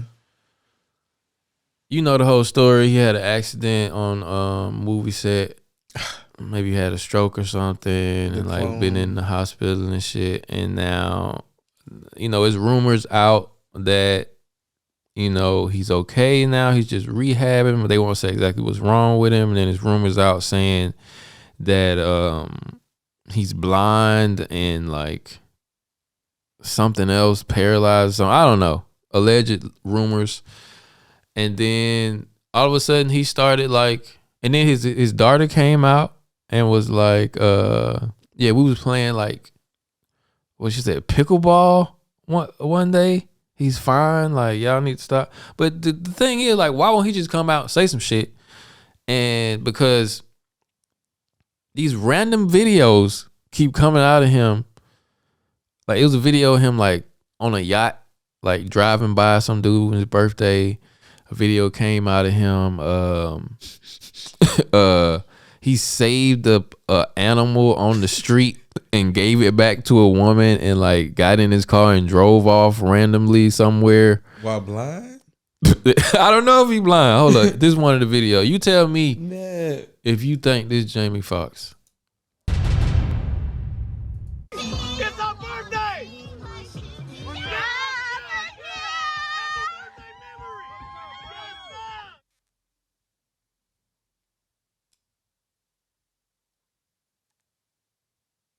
Is that Jamie Foxx? I don't know, man. It gave me Jamie, man.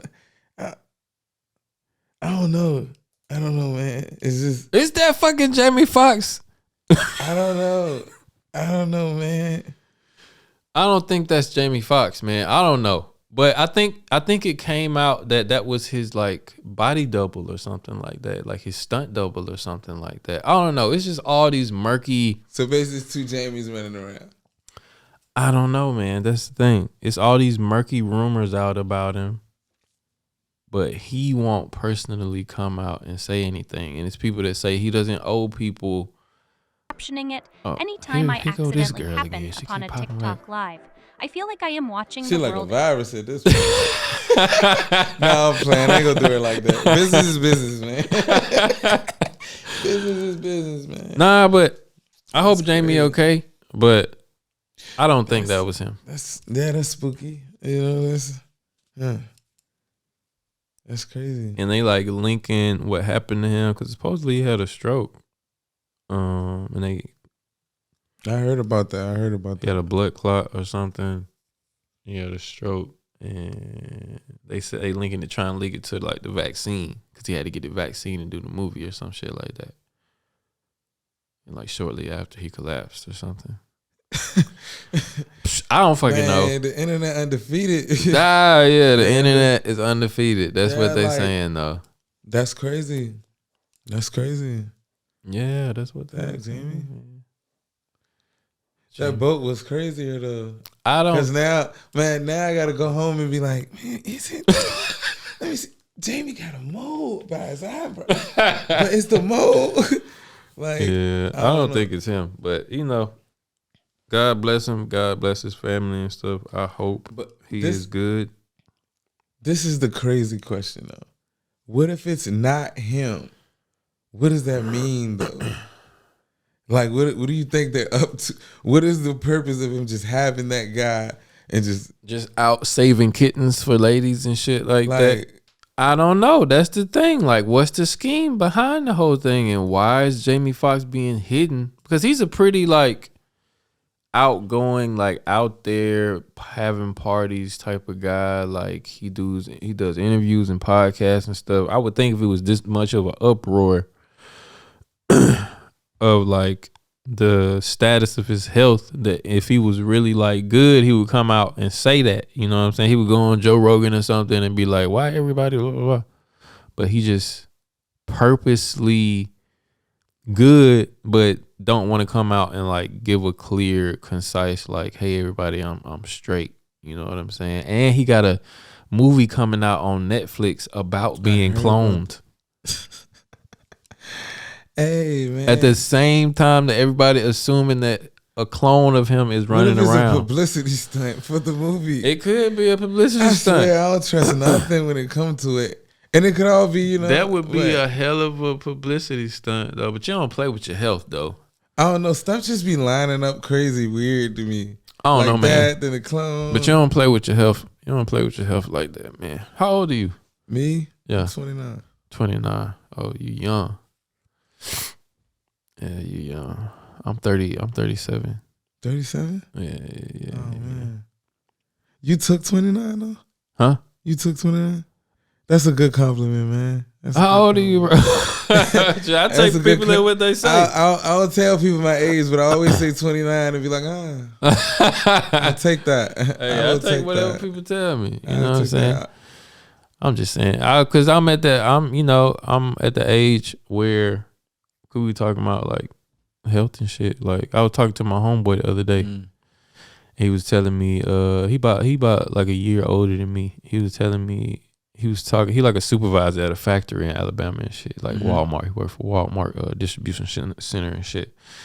And he was telling me one of his workers was coming to him, telling him about like prostate cancer and shit. You know what I'm saying? How about how either somebody they knew went early enough and it saved their life, and how another person went too late and it was too late to like save their prostate. You know what I'm saying? They had they survived the cancer, but they ended up having to remove so much of their prostate because of the cancer.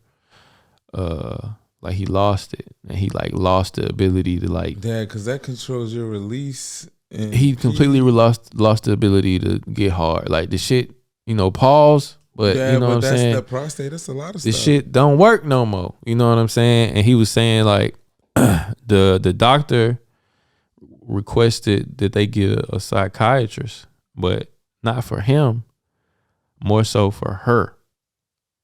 You know what I'm saying? Because, and I was like, what, for her? And then but it made sense because he was like,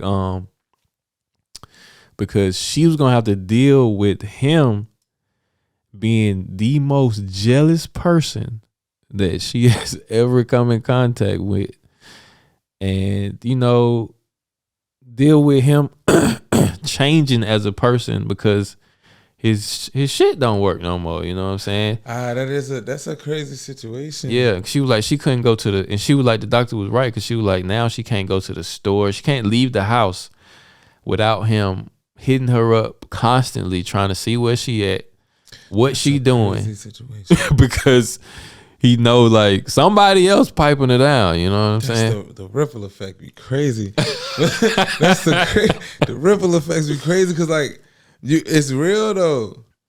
That's crazy. Because you gotta think it's men walking around with it. It's men walking and around they like, with it. yo, where you going?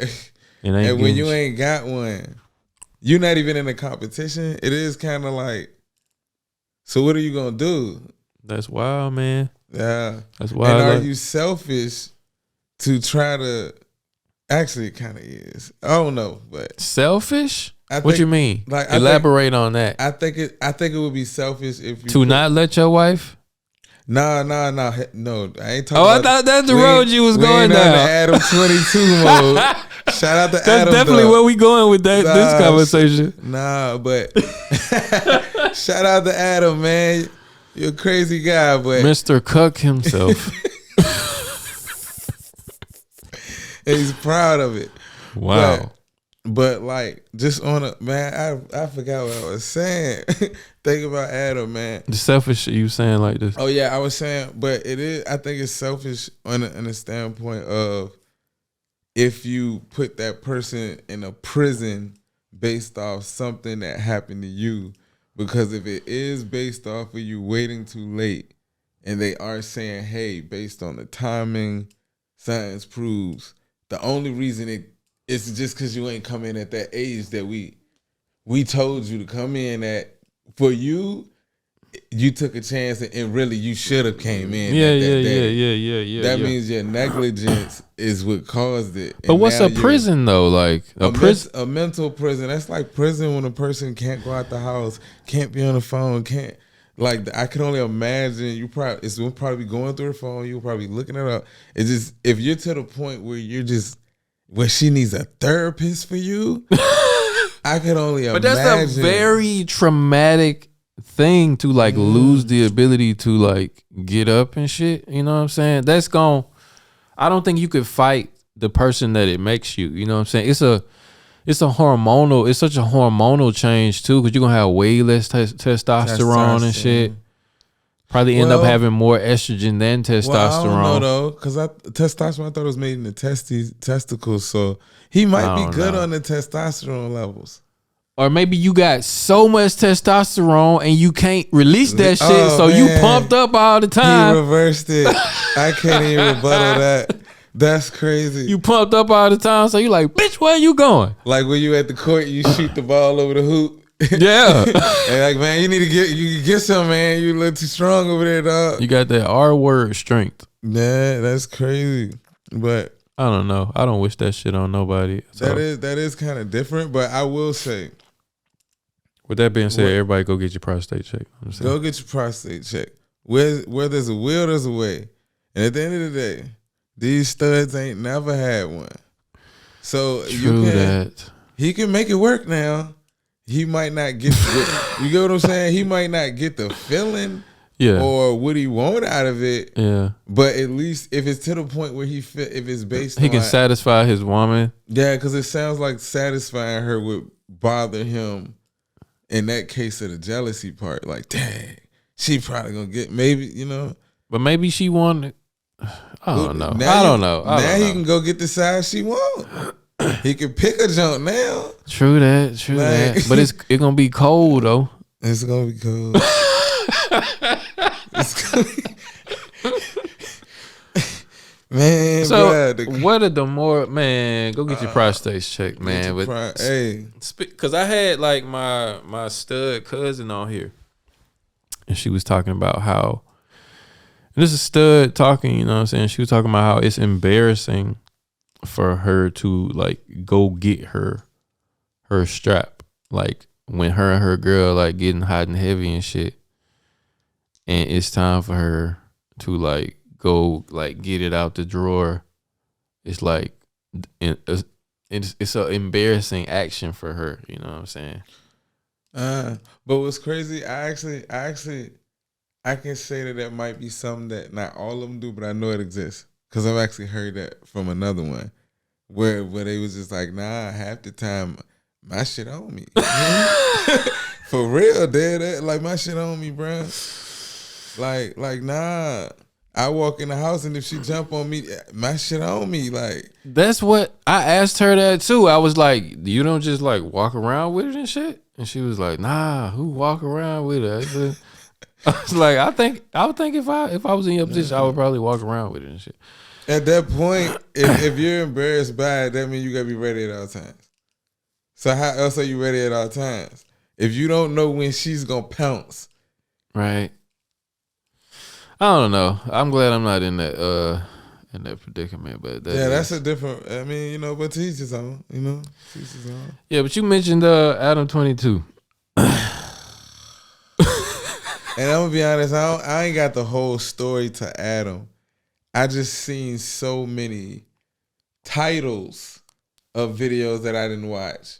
Right. Kind of got an idea what Adam did with his wife and the other person, and I guess basically Adam was like, here, try her, like, or try him, whichever way. Adam, like. So you don't have the whole story? I mean, based on what I got is basically Adam let's smash the shorty. So let me give you the fastest gist of the story that I can, so I get the ultimate humor of this. So you know who Adam 22 is, right? I know who he is. Podcaster. That's the No Jumper podcast. Big podcast on YouTube. Started out hip hop. Now he do like all kind of shit. And he has another podcast called Plug Talk, right? Because he also does porn with his wife, right? His wife's name is Lena the Plug. And this is the Plug Talk is a podcast where they have women on, and at the end they fuck the girl after they talk for like 30 minutes or whatever. And it's on their OnlyFans and shit. And the wife has an OnlyFans of her own too. But for a year, they've been together like 7 years or something. And Adam, they always had threesomes. Like they would only fuck each other and another girl. But Adam been able to smash a whole bunch of chicks, like hundreds of chicks. But they would always smash them together. And she swore off doing scenes with other men and shit because he was uncomfortable with it. And he would it's even clips of him saying it on different podcasts and shit. Like he don't think he'll ever be comfortable with that, blah, blah, blah. But they was making a sizable amount of money just doing it, like the Plug Talk shit. And then until recently, he dropped a video on No Jumper, and he was like, he kind of announced it. He was like, I'm gonna let my wife fuck. I think his name is Jason something. He pretty much say he gonna let this big black dude smashed his wife, and it's the first scene she doing with another man, and say he was proud of her, and he's totally cool with it and shit like that. You know what I'm saying? And Okay, that's why I plugged in at. yeah, I plugged in at that part with dude, but I didn't know that actually we're already in the porn, and that kind of changes it a little bit though. does it? I don't know, because then it makes me wonder, like, how does he look at his wife? How did what? How does it makes you wonder, like, how does he view his wife? But that's the thing, because they just got married a few months ago, and they have like a 3-month-old baby girl. Oh, so this family, like this They are a happy Yeah. I mean, I don't know. That's just white picket fence family that does porn. That's just different, man. It's weird for me. It's just weird. I know maybe it's I'm gonna speak personal. I ain't gonna cast this out over the whole world and say this is just how it should be, but personally, Okay. I just the person I call wife, I just can't offer it up just to get smashed. Like that's not the person around me. If I was gonna pick to do porn, Yeah. it wouldn't be, my personal. That's just not her position in my life. Right. So it's like, that's why I said it comes down to, like, if it's to the point where I feel I'm in a position where I'm just letting you smash, I don't care, and I married you because I don't even know why. But Why? however, That's my thing. That was weird. That whatever they Maybe he porn just want the stars, family. whatever. That's what they want to do. That's cool. Blah blah blah. But why even get married though? Why make this woman your wife if you cool with her smashing somebody else and her desiring, even wanting to smash somebody else? You know what I'm saying? And after she smashed the dude, he announced it. And then she announced it on her Twitter. And she posted a video with her and the dude in it. And she bent over smiling, cheesing, happy as a motherfucker. They were saying she looked happier in that video than in their wedding pictures and shit. And then, but she talking, she oh, it's finally happening. And then he come out the bathroom with his shirt off. With his chest jumping and shit. She was like, oh, I didn't know you were gonna do that. Oh, let me see if I can find that video and shit. But the shit so wild, so out of my realm of what I would allow, and not even allow, but even I don't even know how to say it. What her name? Lena. The plug. The plug, indeed. She is. This the video. That's a steal from the video anyway. Bruh. But the only thing, only leeway I give them though, because it's always, I always try to view it from two angles. I look at it from the ha fucking hilarious. Then I try to be like, okay, let me try to put some logic to this. It am I really, not approaching this from all angles? And there are swingers out there. They may not be videotaping it and making it a porn thing, but being a swinger is a type of relationship. So, maybe they're doing the swinger thing, and in the swinger thing, the dudes, oh my chicks, God, look at this. Hold up. She done posted stills from the video. Hold up. Oh, they wilding like that? I'm trying to. Oh Lord Jesus. Okay, yeah. You imagine your wife? Nah, I'm kidding there, man. Wait a minute. I want to find. Hold on. I want to find the initial video. I'm trying to get past all this. Hold up. We have to see some of the clips though. We have to. Wow. What? Man, that's Adam and her. Oh, man, look. man, Threads me. Oh my God. Man, I'm gonna be real. I'm so if it was any type of crazy way a chick could talk me into agreeing with it, I'd probably still fight when it go down. Bro. This the video right here. So where was he at when all this was happening? Playing poker, he said. Oh, so he wasn't there? No. Okay, I was about to say, bruh. Oh, so basically it's just like, hey, I'm gonna go play poker. Y'all go ahead and have y'all fun. I'll be back later. The house is yours. Guys, guess what? Well, she went to wherever they filmed it at and shit. But he said he played poker to take his mind off of it and shit. He used his poker face while he poked her face.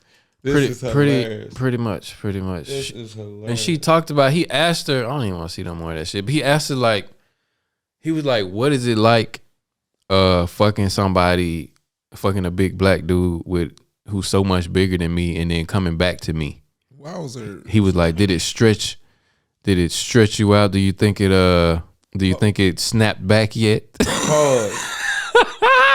Because I just realized you said they do a talk about it. So basically, he did it with his wife for the situation on a podcast, which is that show on like the OnlyFans. Well, they used the whole outrage about it to drive people to their OnlyFans channels and shit. Okay, and supposedly they've made millions off of it since they like announced it and shit. Supposedly she got so many more subscribers. He bought her like a Lamborghini to like since it happened, you know. And he's watched some of the video. And supposedly the dude just wrecked her. No, because I'm hearing this and I'm piecing little parts of me plugging in the Instagram and unplugging. And I do remember a fragment where I seen something. He was just like, nah, he says he can never hit that again. But I just didn't keep looking. I was like, the hell is that? Even the dude that fucked his wife he asked him, he was like, would you ever let somebody fuck your wife? He was like, hell no, I'd never let. He was like, hell no, I'd never let somebody. He was like, I don't have that in me. I wouldn't let nobody. And he was on the interview. He was on it. The dude was on the interview, and somebody asked him. He was like, "Do you think, you fucked her better than Adam?" He was like, "Of course." He was like, I could tell she never had no dick like that, bro. I was like, oh my God, how can you let that happen? And if it happened, get the fuck out. That's cool. Get the fuck out of my life, cause I'm not sharing my wife with anybody. You know what I'm saying? That's so, but you know, that's such a white people thing. Like black people, I don't think we have that in us. You know what I'm saying? But that's a white. I don't know about you, but I've been propositioned to fuck somebody's wife before. Like, and it cost me a nice booking in Austria that I used to do. I used to get booked. I forget the name of the city that I used to get, but it was a nice little club out there. A few clubs out there that this guy used to book me at. It was a shisha lounge and a bigger club right next to it and shit. And you know what I'm saying? The money was good. It was good vibes. It was another country. You know, it was nice. And he was always cool. His wife was always cool to me. And they had just had a baby not too long ago and got married, coincidentally. And, you know, I did the show like 3-4 times. And then one night, his wife was kind of like super nice to me. But this is this man's wife. And I'm the type of dude, like, if I know somebody, I'm cool with somebody, like, I'm cordial with their significant other, but I barely, like, look their way, like, out of respect. You know what I'm saying? Honorable hello. Yeah, honorable hello, but I don't look at them too long. You know, we don't converse too much. You know, it's like super respectable. That's just naturally how I am. You know, I don't even have to think about that type of shit, you know? So it's like that for me. But apparently she's like pushing up on me and shit. And I didn't catch it. But I just thought she was being extra nice, you know? And then a few weeks later, he hit me up, like, because she started liking all my stuff on the gram and shit. And I'm like, what's going on? Like, and then he hit me up like, hey, man, my wife likes you. And I'm like, okay, she cool too. You know, like, no, he was like, nah, she wants to fuck you. And he like this Arabic German dude or whatever. And man, I'm like, what? I would have thought I was getting pranked. Me too. I was like, nah, bro. Like, I thought he was like trying to tell me that he caught her like liking my pictures or something, and like he know that she wants to, but he was like please fuck her. You know what I'm saying? And I was like, what? I was like I don't understand. You know what I'm saying? He was like, yeah, she want to fuck you. That's just something we do. Like, I fuck other women if she cool with it. If she meets somebody that she like, you know, I'm okay with her fucking somebody else too. But we together. They swinging. Swinging. And I was like, okay, you know what I'm saying? But I turned it down though. I was like, I can't. I was like, I got too much respect for you. And, you know, I'm not finna fuck your wife. And she wasn't even all that, you know what I'm saying? All that nice. But I end up not fucking her, and he didn't, like, I never heard from him again. He didn't book me anymore. Like, I guess it embarrassed them that I didn't take the offer. You know what I'm saying? He was ashamed he asked. He was ashamed he asked. She was ashamed. I said no. You know what I'm saying? But I don't get, like, I guess polygamy is more of a thing these days, and people are living all kind of alternative lifestyles and stuff like that. Yeah. But that's not in. I'm not built like that. I don't look at it as a sign of some kind of strength or something. If you like letting your woman sleep around and shit, like I don't look like him as some kind. He's trying to set it like he like some kind of higher being. Because he can like let his wife like, fuck other people and shit. He's in control of his feelings and his intuition. He's so enlightened that, you know, people just don't understand. He's proud of her. The guru. Like, get the fuck out of here. That shit eating your ass up inside, nigga. Yeah, you burning up on Buddha the inside. Buddha would never. Unless because he can't care about her. It's just. I don't give a fuck what nobody say. He can't care. And for real, I ain't trying to stir up the ladies with the dominant quotes and all that, but just on a man, just being a man, just me in the position of being in the house and knowing you going out and moving, it's gonna start to make me feel like weird to the point where I'm saying, hey, I'm gonna have to get up out of here, like, cause. Right, like how do you even them like? How do you get somebody that's not satisfied in you being the man there? And you're a man. It's something in me that just makes me be like, yo, what do you mean? And how do you come home after that?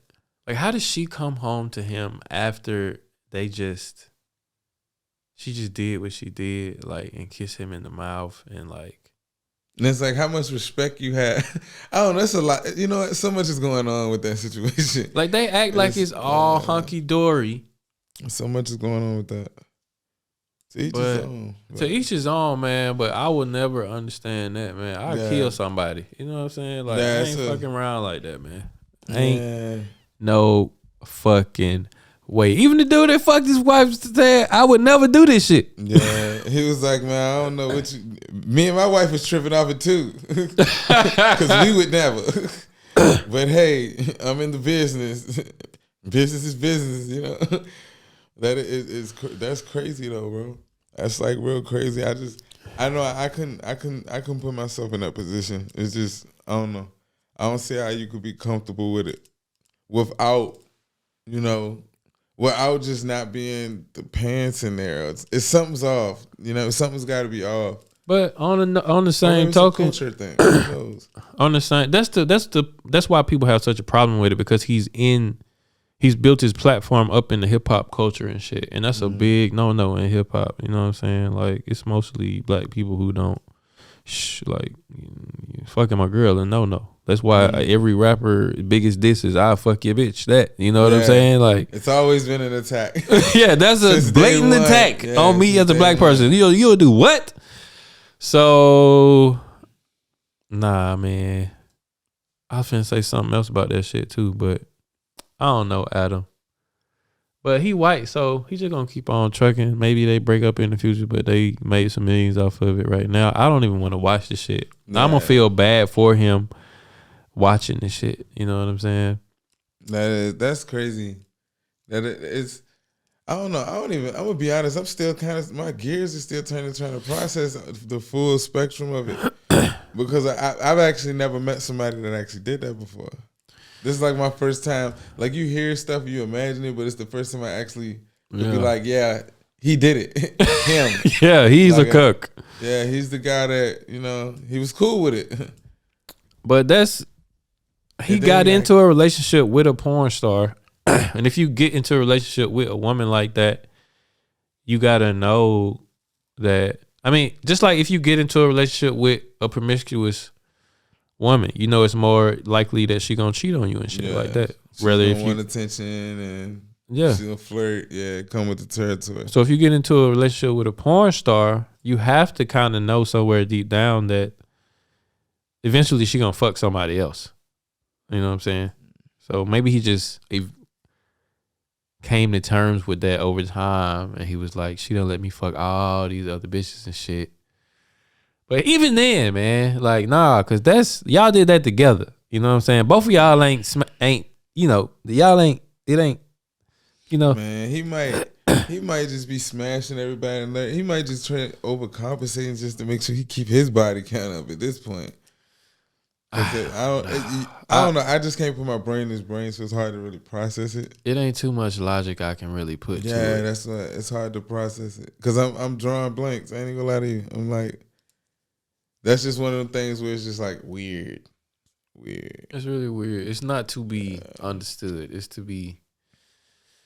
No, I think it really is. Like you said, it's the wife part that throws it. So you could have just had fun if you wanted to have fun, but when you said the kid and it's a whole family, then it's a whole family. And this is public, so she's going to grow up and catch the story. It's just the whole angle that they did it from, and they used their real like life and marriage to like promote it. And like in the video, it supposedly started off with like, yeah, guess what? Adam got me I finally get my anniversary present. We're celebrating you marrying me by me slaying someone else. Yes. Well, it's a wild world, man. They don't make them like them no more. That's the last of a dying breed. That is how they make them now. Yeah. It's a crazy world we live in. Ain't Adam older though? I don't know how old Adam is. I always thought he had like black hair and tons of gray. And he got a lot of work done to look like he looks now. He got like veneers. He got like the hair plugs, I think. Okay. He used to look a lot rougher. Yeah, that's why older. I think he's older. He might just be in that generation. I mean, he remade his whole life. He rich. Rich people do some eccentric, if that's the word, things. So I don't know. I don't know if I ever had an immense amount of respect for him to lose it, but I can't respect that. Yeah. But I mean, you said I think the part that stings it is that he asks questions. They did a whole podcast after that where he sat across from his girl, asking him questions, asking her questions about the sex, and she's sitting there. And she was like, yeah, you got. She was like, yeah, but it was much bigger than yours, but you don't want that all the time. I don't want to say this shit. What? Pause. What? What? Well, let's look that shit up. Hold up. Lena, it's worth watching. She treating bro like he birthday cake or something. Like she was like, you got good boyfriend, D. Like, damn. Like, what? I'm your husband though, bitch. Like, consistently, you're good. Second of all, whose idea was it to end an? Okay, God. I guess her had been stretched out in a while. So then I was doing all the stretching. It's like my starting to get numb, and I was like, yo, we have to keep going. It was going so long that it wasn't hard to come back to your. I was in a lot of pain for a few days, so having sex was, it was reupholstered. You were a little traumatized by me being like, ouch, hold on. At first, yeah. But that did go away pretty quickly. It took like 3 or 4 days, yeah. Yeah. You feel like it snapped back? Well, you never had the natural birth that you were planning on. I don't believe that. stretches from having once for 40 minutes with a bigger. Because I started watching it and I'm missing so much. Hold on. She said, I know it started you when I said ouch after the first cup. So basically, he tried to go in and he couldn't go in because she was still hurting from dude. Yes. And, bruh, okay, proceed, bro. I'm just making sure I fully grasp the meaning of all of this. Boy, the internet is undefeated. I mean, it wasn't hard to come back to your. I was in a lot of. But they thought it was a whole. Guess who I'm shooting with today?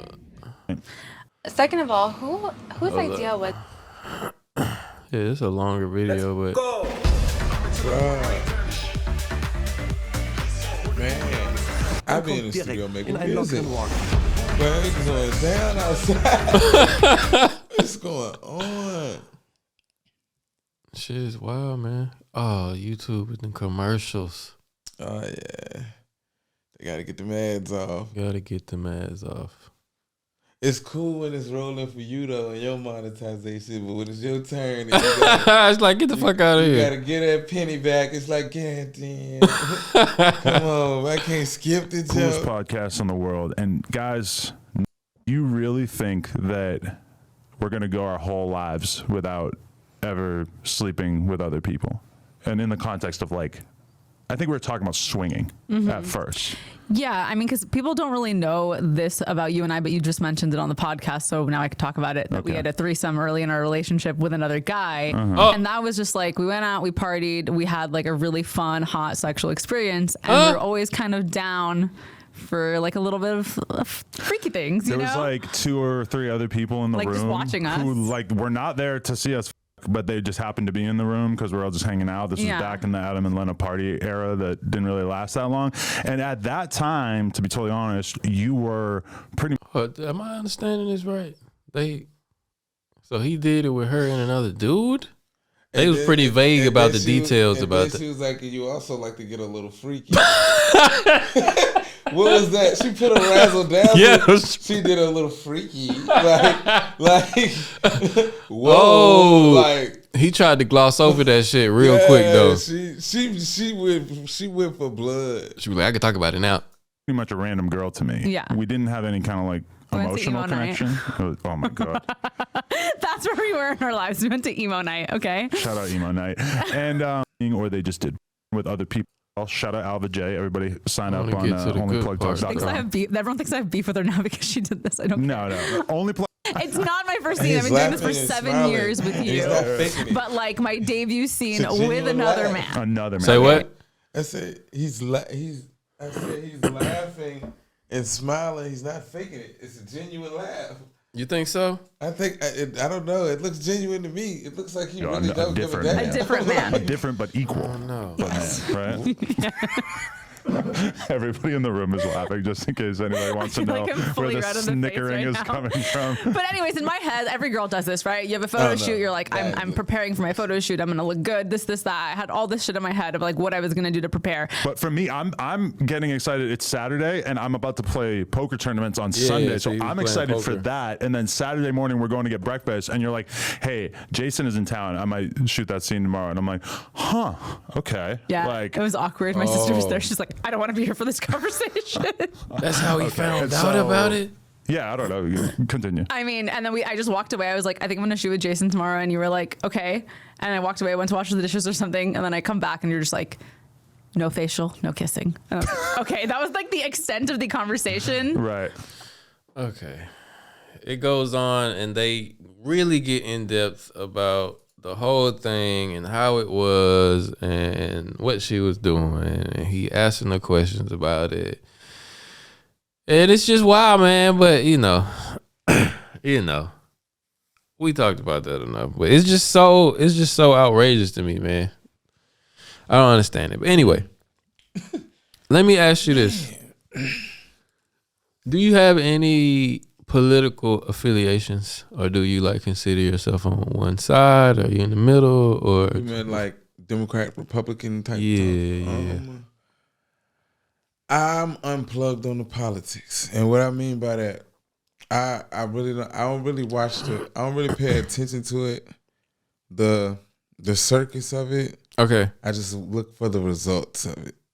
Okay. What happens? The laws that actually go in effect, and I really don't have a political stance because I don't really care who does it, the color or where it comes from.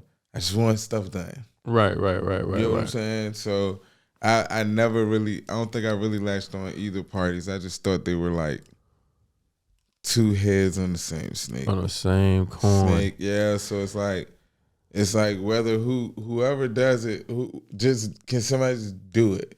Right. And that's just a wide of whatever do it would be, but I understand that. But yeah, I don't know. I don't really get into the Democrats. And you get into Democrats, they say they for you, but then you get into the history and you see where the Republicans was for you, and it's just they for you when they for you, and they ain't when they ain't. It's true just, that. That's just the nature of being a politician. It don't matter who the party is. It's your position in the world. Right. It don't matter who's running that up there, how it goes. I think it's just the tribal nature of America that you gotta latch yourself on to some group and try to adhere to all that group's values and shit like that. And if you don't, they'll kick your ass out. Yeah. But it's like I don't really. I pay attention to a lot of the political shit, but I don't really consider myself like a conservative or a liberal or anything like that. But I do see have strong opinions on a lot of the issues that both sides be kind of squabbling over and shit. And some of the recent shit that came out is they kind of repealed affirmative action for college admissions. You know what I'm saying? How you feel about affirmative action? Do you feel like you need to get things in life because you're black? Melanated, or whichever term applies, but I feel that you shouldn't. I don't know. I'm not on the. Let me word this right. I'm not really on the reparations truck anymore, and I feel like the affirmative action is a web off of that. It's another form of it, here, we'll take the granola bar. Right. Take the granola bar. You hungry? Take this. It's like a pacifier, Right. But I mean, it does guarantee that certain people gonna be at jobs and everything. But I feel affirmative action, it works for the workers, but I prefer a lot of them to start making businesses. You get what I'm saying? The CEO can't get affirmative action. Right. Because he just runs the business. He makes money. He podcasts, my studio, the music is just. I just feel people should just find something that they can make money off. And even though you might be working or not, but it's like affirmative action. It's like they looking at us and saying we gotta give them something because they need this. Right. And I don't like this. I just don't like the image of it. I don't like the connotation of it. It's like we've come this far, but we still need that. And there's so many business owners. When COVID happened, we watched so many people who we never saw try it. Everybody was popping up with a business, hair, nails, this, but so many businesses popped up. And I really feel affirmative action is a crutch that stops some people from starting businesses. Right. Because in COVID, we learned that if they really were put to the test of needing something, they would start to provide, they would survive. And some of these companies are still running to the day and they haven't stopped. I think affirmative action, people waiting for reparations or just whatever you're waiting for, is just stuff that's blocking you from actually just getting out there and just saying, hey, there's nothing coming back for me. There's nothing. Today is today. This is where I start. Yeah. How we about to eat. Right. Suppose there's a time when they get reparations. What if it's not in your lifetime?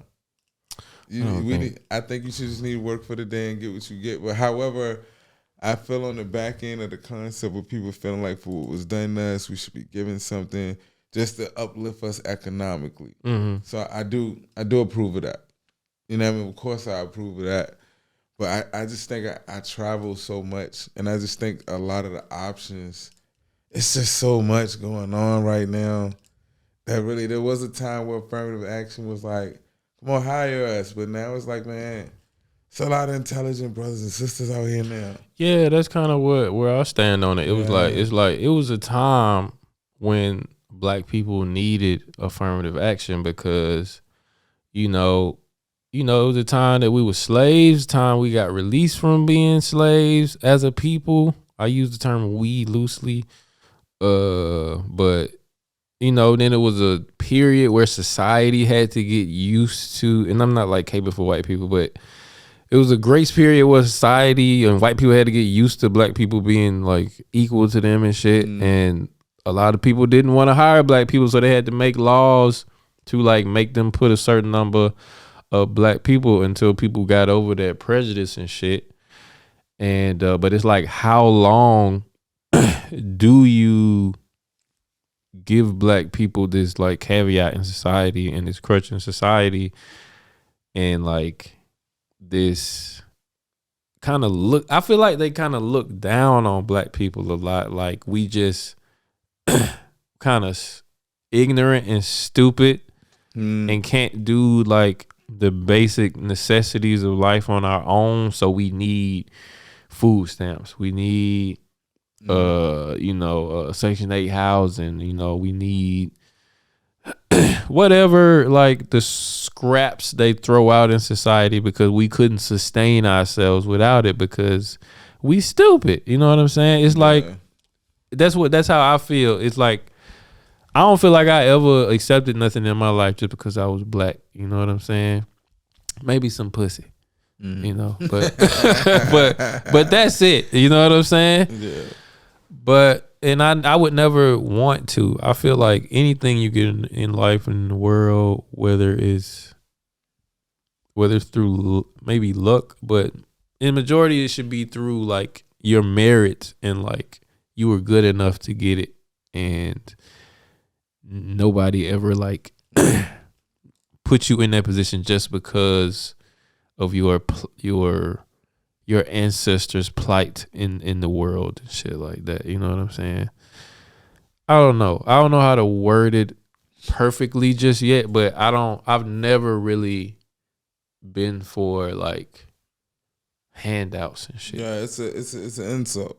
It's just like the whole thing the Democrats always say, or people always say about like voting, like the Republicans, they look at like Republicans wanting voter laws where you have to have an ID to vote in the state that you live in as a racist law because a lot of black people don't have IDs. But motherfucker, if you ain't competent enough, if you ain't a competent enough adult to have a picture form of identification for yourself, do we trust your vote? You don't need to be voting. Yeah. That's not racist. That's just like, we need to know who you are to be able to count your vote, or else anybody can vote a million times. It's just like, that's not a racist. I feel like black people call racism way too much too. You know what I'm saying? To get on that. Oh man, we cracking open the lid. Crack it open. All right. Well, black people and the racist thing. I feel, I don't know. Black people dramatize stuff. We dramatize stuff. You get what I'm saying? So I'm gonna say yeah and nay. I think there's an undertone, and we pick up on it on the spirit level or body language level. Okay. But we dramatize the response so much that we allow them to say, you doing all that for what I did? Right. And it makes us look wild, like we're just always yelling. And really it's like, no, I really noticed something. It was small. I might have made it big, but You was doing it though. I think that's. I feel what you're saying, but that's an easy. That's easy to mistake too. It's easy to like assume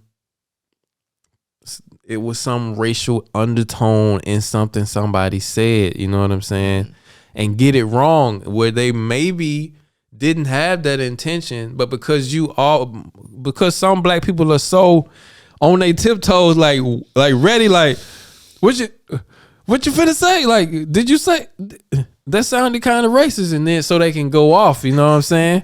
And get that whatever they wanted to get. Because the average white person's gonna back down. You can pull that black card out. And they can be like, just eat the cookies, you can have them all. So you know what I mean? So straight up. It's I think some of our people is using it like a weapon. Straight up. Yeah. And it's like black people can say anything about, anybody can say anything about white people these days, and it's cool. But white people can't say shit about nobody because for some reason they like the demons of society. You know what I'm saying? It's like right now, they went through the stage where they were the abusive husband in the relationship. You get what I'm saying? And I think now we're in the time. Not even abusive. The cheating husband. The cheating husband. We all know the cheat. Some of us have been there. All right. Or the cheating boyfriend, whichever one. Yeah. And now I think they're in the stage where she's found out she's been cheated on after all these years, and no matter what you say, no matter what you do, no matter you know how it is when you just walk in these conditions in a house and you just like, are you good? Yeah, I'm good. Ain't nothing good about it. Ain't nothing good. Wasn't good when you was messing with that. Yeah, but you know what that make us in that situation? The bitter bitch that didn't fucking leave and just want to stay and fucking whine and complain about the shit and not let it go and making both of our motherfucking life miserable for too long. Yeah. Eventually you gonna be like, hey, shut up. Yeah, eventually you'll be like, all right, but shut the fuck up though. So I can't fault some of the other racists for saying, hey man, like, bro, you could fly. You could go. You can sit here and cry about this with bruh, the dude that wasn't even smarter than you just went out there to Ghana and did nothing. He just went out there and balled. Right.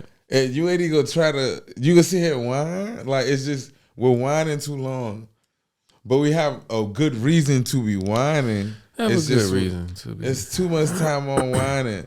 It gets to a point where eventually the chicks is looking at the other chick like, yo, you gonna cry about it? Is you gonna leave him alone? Yeah. Why would you just leave? You know what I'm saying? Or if you're gonna stay, shut the fuck up about it. And you can say, hey, I'm going to be a proud whatever I consider myself and I'm going to do this. Or you can say, hey, nah, I'm not doing that. I'm about to start it. And you can go whatever. You know, those who start their systems up and I'm going to do this, go off the grid. It's ways to go about it. But yeah, either stay in the program or get out the program. But the crying, usually you stand still and cry.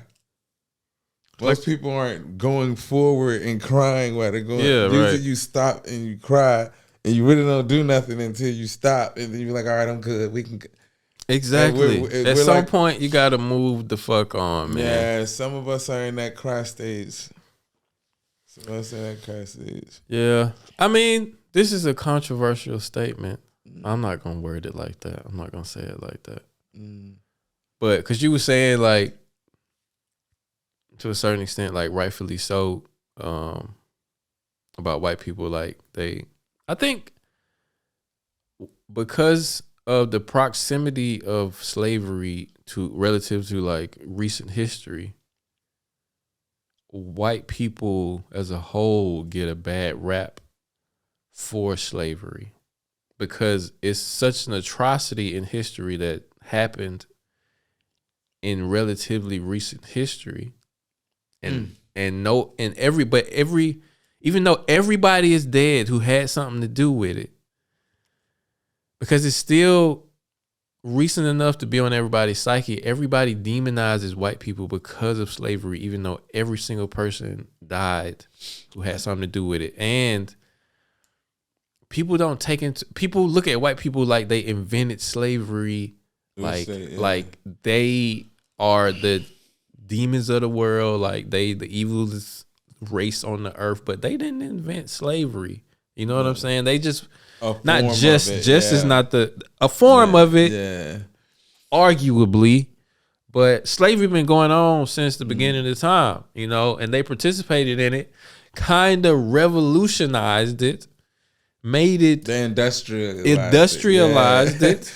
That's a better word. Yeah, they industrialized industrialized it, capitalized off of it to all the the detriment. Ises. Yeah, all of them to the detriment of black people. But slavery had already been going on in Africa. Like, they was already warring with each other, killing each other, beheading each other, enslaving each other. And then they sold, white people didn't steal black people from Africa. They were traded for goods to other African people that had already enslaved these people and shit, you know? In so some really, circumstances, it was in most circumstances, especially in the beginning, because white people couldn't even go far into the continent of Africa. I mean, it's all kind of shit that can be said about it, but Africa itself ain't even completely, you know, unblameable in the situation and shit. You know what I'm saying? No, they're not completely unblameable. They definitely have some history there, you know. And I feel some people or some races that mixed in with Africa are also under the cloak as Africans that were doing it too. Yeah, like the Arabs. Yeah, you get what I'm saying? Some of them are under the cloak. I don't think it's as big as some other races would like us to feel it is. What's that? I think it's as far as the selling of it. You know what I mean? I think not even think we were sold by our own people in some situations, but I think in today's time, and not I'm just not even for you because you were actually accurate, but I think that's one of the things that's used now to argue with us is the actual narrative that, well, y'all sold them too, and it's a rebuttal to it at this point, and it's like, yeah, they did it, but I don't. And this is an opinion because I wasn't there, so I can't say they did. Yeah. But just me and just seeing how the world works, seeing black people, our spiritualness, just how we move and just our rhythm, the soul, the giving, the atrocities we just seem to always might not be. It's just not us committing them as much. Just our people as a whole. I personally don't feel our people knew how far the rabbit hole went down when they were trading the people. I feel it wasn't pure devilishment.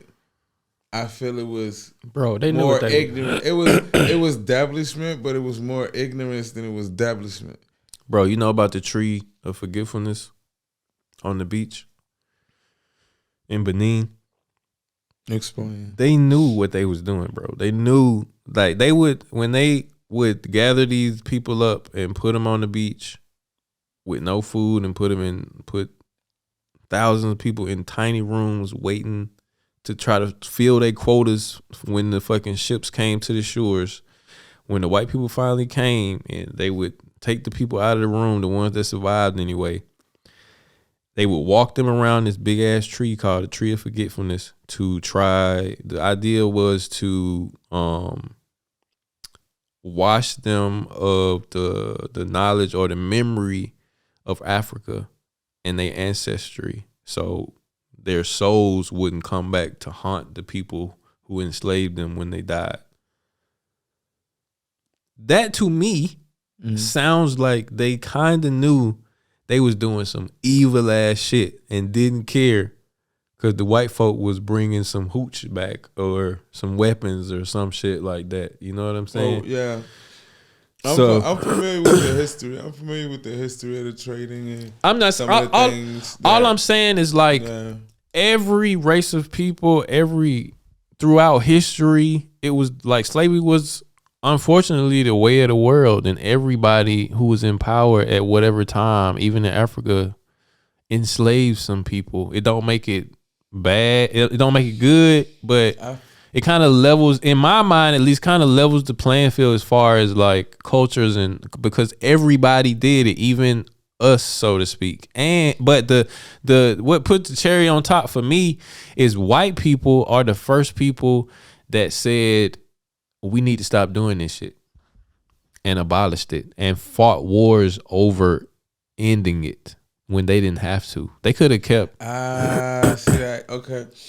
See, I have to like pull back a little bit, you know. Okay. On some of it, and the reason why is I do agree. We do have history of some of our people being sold off and different things, but just on a numerical, just looking at it of counting it. Okay.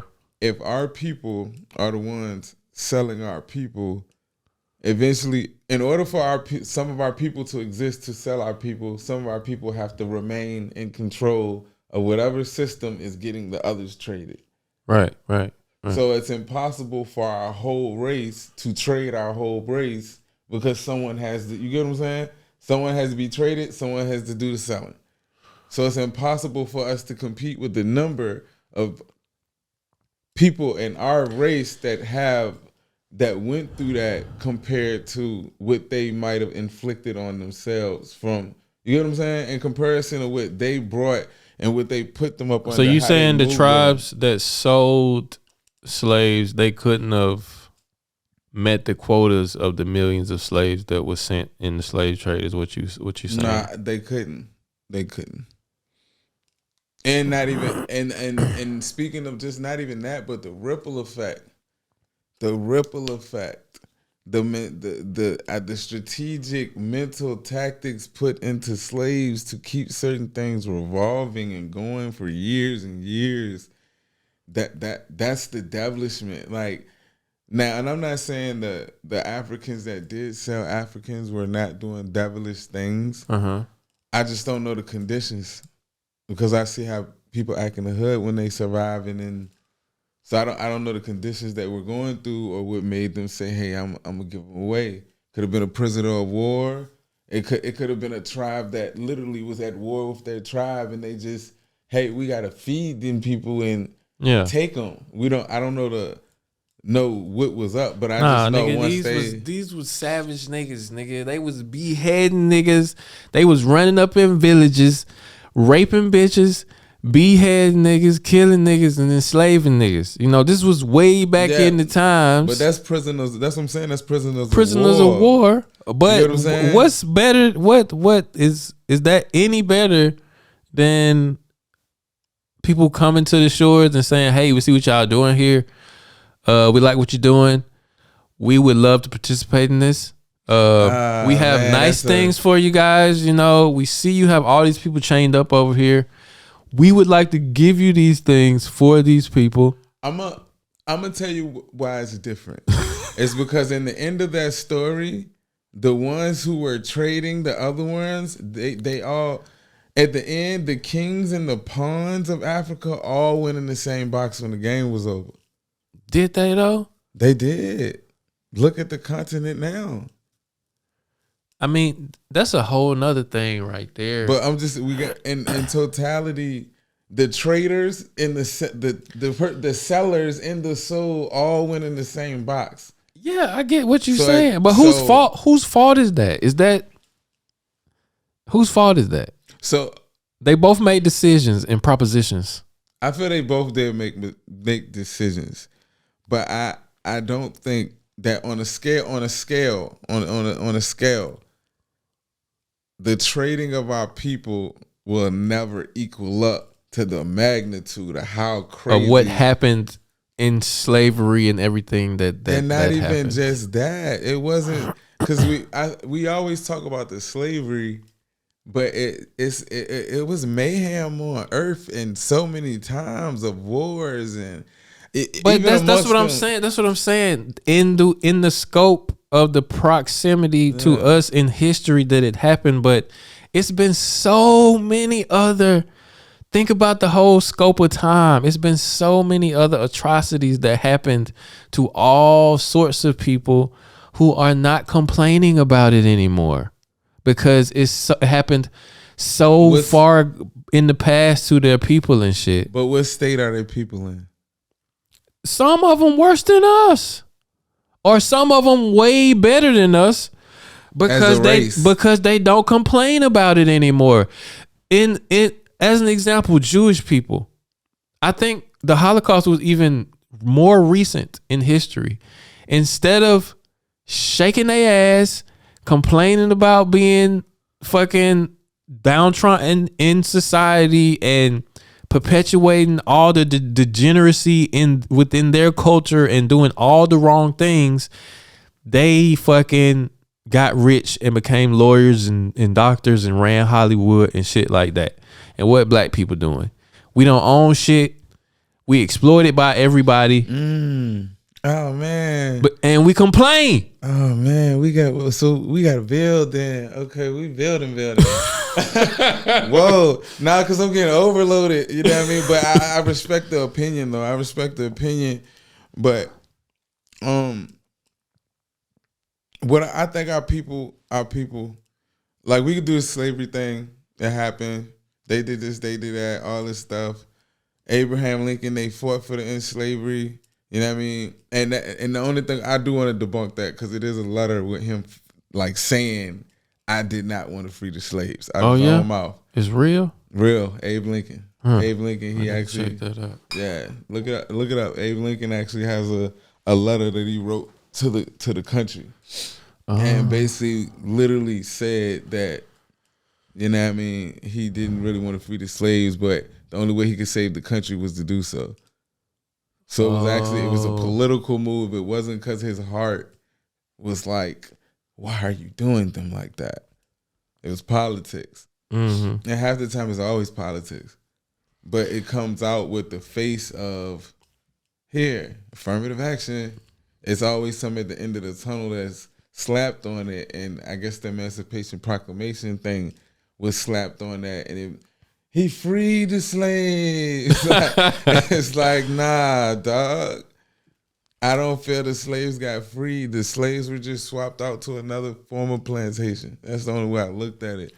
I mean, regardless whether that shit is true, I mean, he wrote that or not. You know what I'm saying? He did it, and he was at the highest level of government, so he could do that. But on the ground, you know, since black people been fighting for their freedom, like it's been good white people helping them along that way. You know what I'm saying? Like, my point is just that, like, of course, slavery has always been a bad thing, even though it's happened all through time, and like it wasn't right when white people did it, but they have done a lot of shit.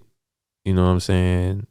And it's always been like some good white people in there too, who even from the jump saw that it was wrong. And slavery wasn't even the whole of America. It was mostly the South. And like a lot of white people up north had nothing to do with slavery and shit. You know what I'm saying? I'm just saying white people are not all evil. You know what I'm saying? Nah, I'm not. And that's, oh man. We all people, we all human beings. You know what I'm saying? And we need to let go of all these fucking labels and colors and like when I usually get on affirmative action. Yeah. When I usually get on these topics, I kind of be watchful of my tongue, you know, and the biggest reason why I'm watchful of my tongue, that's why usually sometimes I'm listening more on certain subjects, and I'm like, I do have my opinions. However, I feel sometimes my opinions, or just opinions in general, the ripple effect can cause more damage than healing. And not if it's the truth, my brother. Sometimes the truth can cause problems too, though. Yeah, but sometimes you need to burn something down for the healing. You know what I'm saying? It is, and it's kind of like, it's a balance. It's kind of like the logic intuition thing. You have the logic that says, "Yo, this is the truth," and the intuition is like, "Yeah, but not right now." You know, yeah, like, I feel you. You know what I'm saying? So, and I'm just saying, I have some opinions, but at the same time, you know, the world is how the world is right now. And the slavery thing is back there. It happened. It is what it is. However, it's processed. I feel the new generation that's coming is actually the best generation I've seen. So That's why I've been trying. As far as what? Like having tolerance and like being like not. Or just them actually just being cool with us. Oh, okay. Like the teenagers are, they're homies. You seen the riots? Who was out there? Like it's just they're moving different. However, now my life has patterned me in a way just off experiences after experiences after experiences, where majority of the white people I've met have been problems for me in some form. Really? Whether small or big, on some level. It's just I can't even explain it, but the world is different now. That's why I say sometimes I have to hold my tongue, because I can't speak from past circumstances and apply them to a new world right now. You know what I mean? So sometimes I catch myself and I say, all right, we just went out to Italy, man, and they love us. Yeah, man. You know what I'm saying? We just went here, and when you travel, it changes things. And I feel the real conversation is really who's controlling all of the history and all of this stuff that gets out for us to even debate this stuff. Right. That's actually the target I aim at most now mentally, because I feel we argue about the slavery stuff, cool. The white people argue with us about it. We can argue about the history in Africa and the slave, and it'll go back and forth, and there's so much division. But we're in a point now where what happens to black people usually happen to white people too now. Yeah. Like they got COVID shots, we got COVID shots. Like, right. It's not really the world is not so divided. Yeah. Like when we were growing up. Right. When we growing up, we could kind of still see the groups. And right. now it's an umbrella effect. So I feel the world is getting better. You know what I mean? And for the sake of a fact that I feel it's getting better, I'll agree to disagree or agree or just whatever with any opinions on the history of Africa and just the slavery. I feel it's a better stance, because I feel we debated so much that too is a form of stagnation. Yeah, right. Like I seen this one video, right? And like I guess I don't know if this is straying off, but just to try to put it in a nutshell, if I'm not wording it right, I seen this video where this guy was like, it said the reason why black people can't rise up and be good, and it shows a stick figure. He stands up and he's like, hey, look, so what we gonna do, man? We about to arrange and get this building. We about to start opening these hospitals. We about to start opening these schools. We about to build our communities. We gonna do everything. All I need is for all my black people to come together. And then one dude said, I'm not black. And he was like, okay, brother, I understand you're not black. Brother, we not related. I'm not your brother. I'm not. And okay. It's like, yes, I know you're not my brother, and it's okay, ma'am. I'm not a ma'am. I'm a. Okay, and by the time he got around the room, so many people argued and added on to what they weren't or what didn't happen or what did happen.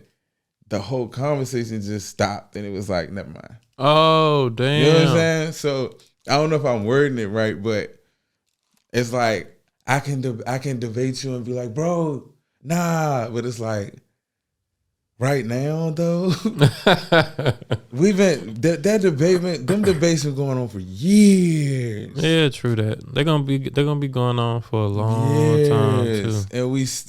And we still today are talking about the affirmative action issue though. Yeah, because they just kind of took it out of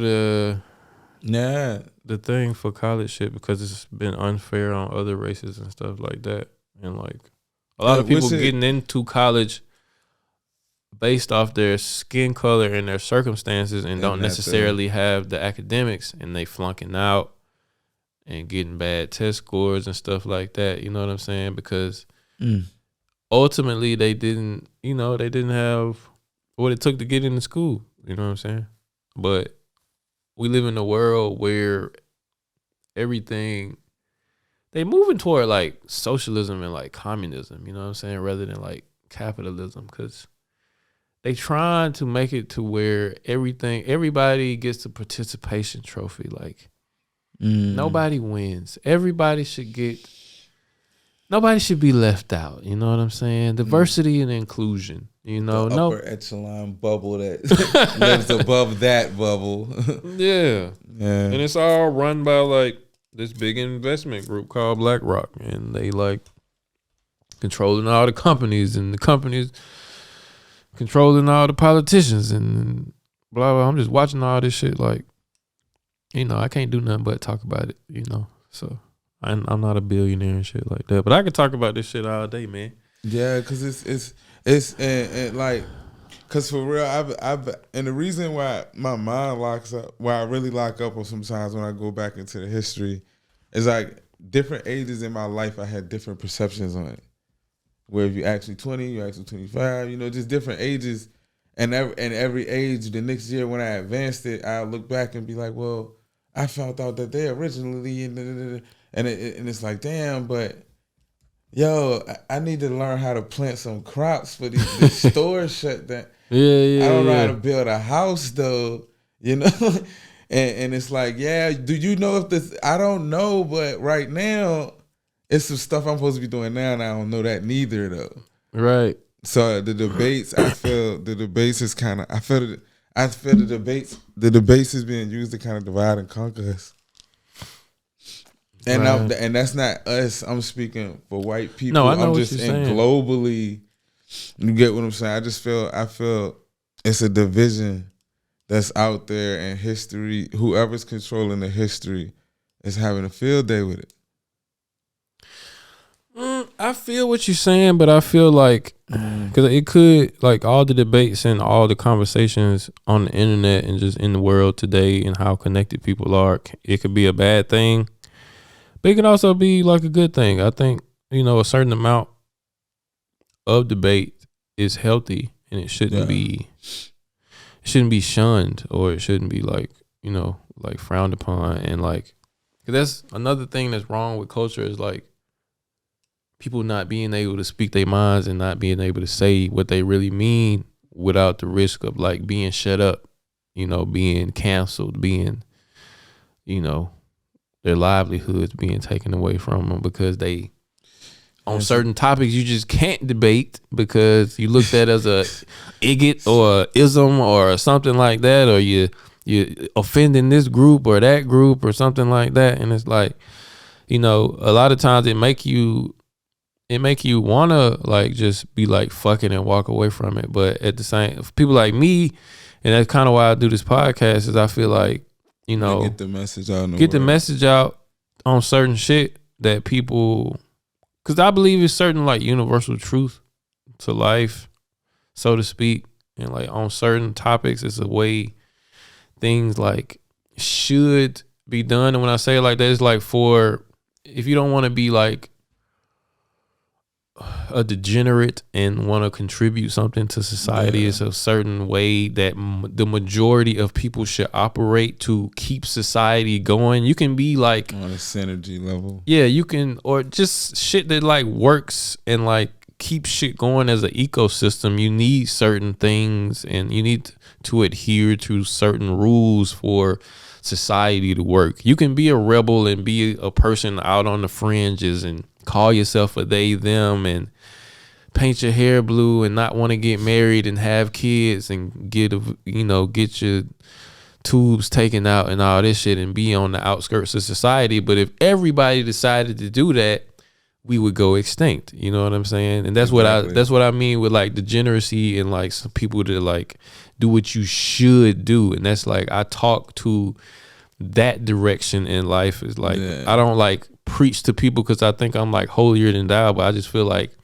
common sense ain't common no more. It ain't. Because of all the information flying around all the airwaves and all these people putting out all these crazy opinions and all this stuff. I just try to be like a common sense voice because the world is crazy, man. But yeah, I totally agree. And I think that's why the message is being silenced, because majority of the leaders, the biggest thing they had was their voice. That was the main thing. Is you always saw them at a podium with a mic. They're standing over a crowd. The voice was the biggest magnitude. One of the most powerful ones was from this country we in right now. Oh, hell. But I mean, that's how it is though. It's like the voice. So I think they have that them presenting a format where a council community and all these things could exist. They just say, hey, we have independent police farms for this type of problem. Yeah. Yeah, that's basically what it is. They're policing the message, and they're not getting paid for it. All they have to do is say it once and throw it somewhere where it's viral, and then just let the fire spread. Right. Yeah, it's kind of crazy. It definitely is. And I feel it's a lot of things I feel don't need to be said as well. So it's some things you could say, and I'll look and be like, okay, I understand how that person got that. Like that was foul. Like then it's some things where it's like, yo, on the low, that actually sound like a real drawn up explanation, and he really thought that out, and there's no malice to it. And then he'll still get attacked though, just for mentioning it. Right. But a lot of times, if you just let a motherfucker talk, if you keep an open mind, you can kind of see where they trying to get with what they saying. You know what I'm saying? Yeah. But it's easy to take something out of context or take a piece of something somebody said and paint them as like the worst person ever. You know what I'm saying? When they did or said something at one moment in time. And you just wipe that over the whole scope of their life and just throw them away. You know what I'm saying? That's why I don't like cancel culture. But we've been at it for like 3 hours, bro. You know what I'm saying? Time flies when you're having a good conversation. We're better, man. Hopefully we'll piss nobody off, man. But I don't know. Yeah, we always piss a few people off. Always piss a few people off, man. It's all good. It's the name of the game. But I appreciate you coming through, man. Definitely. I appreciate the dialogue, man.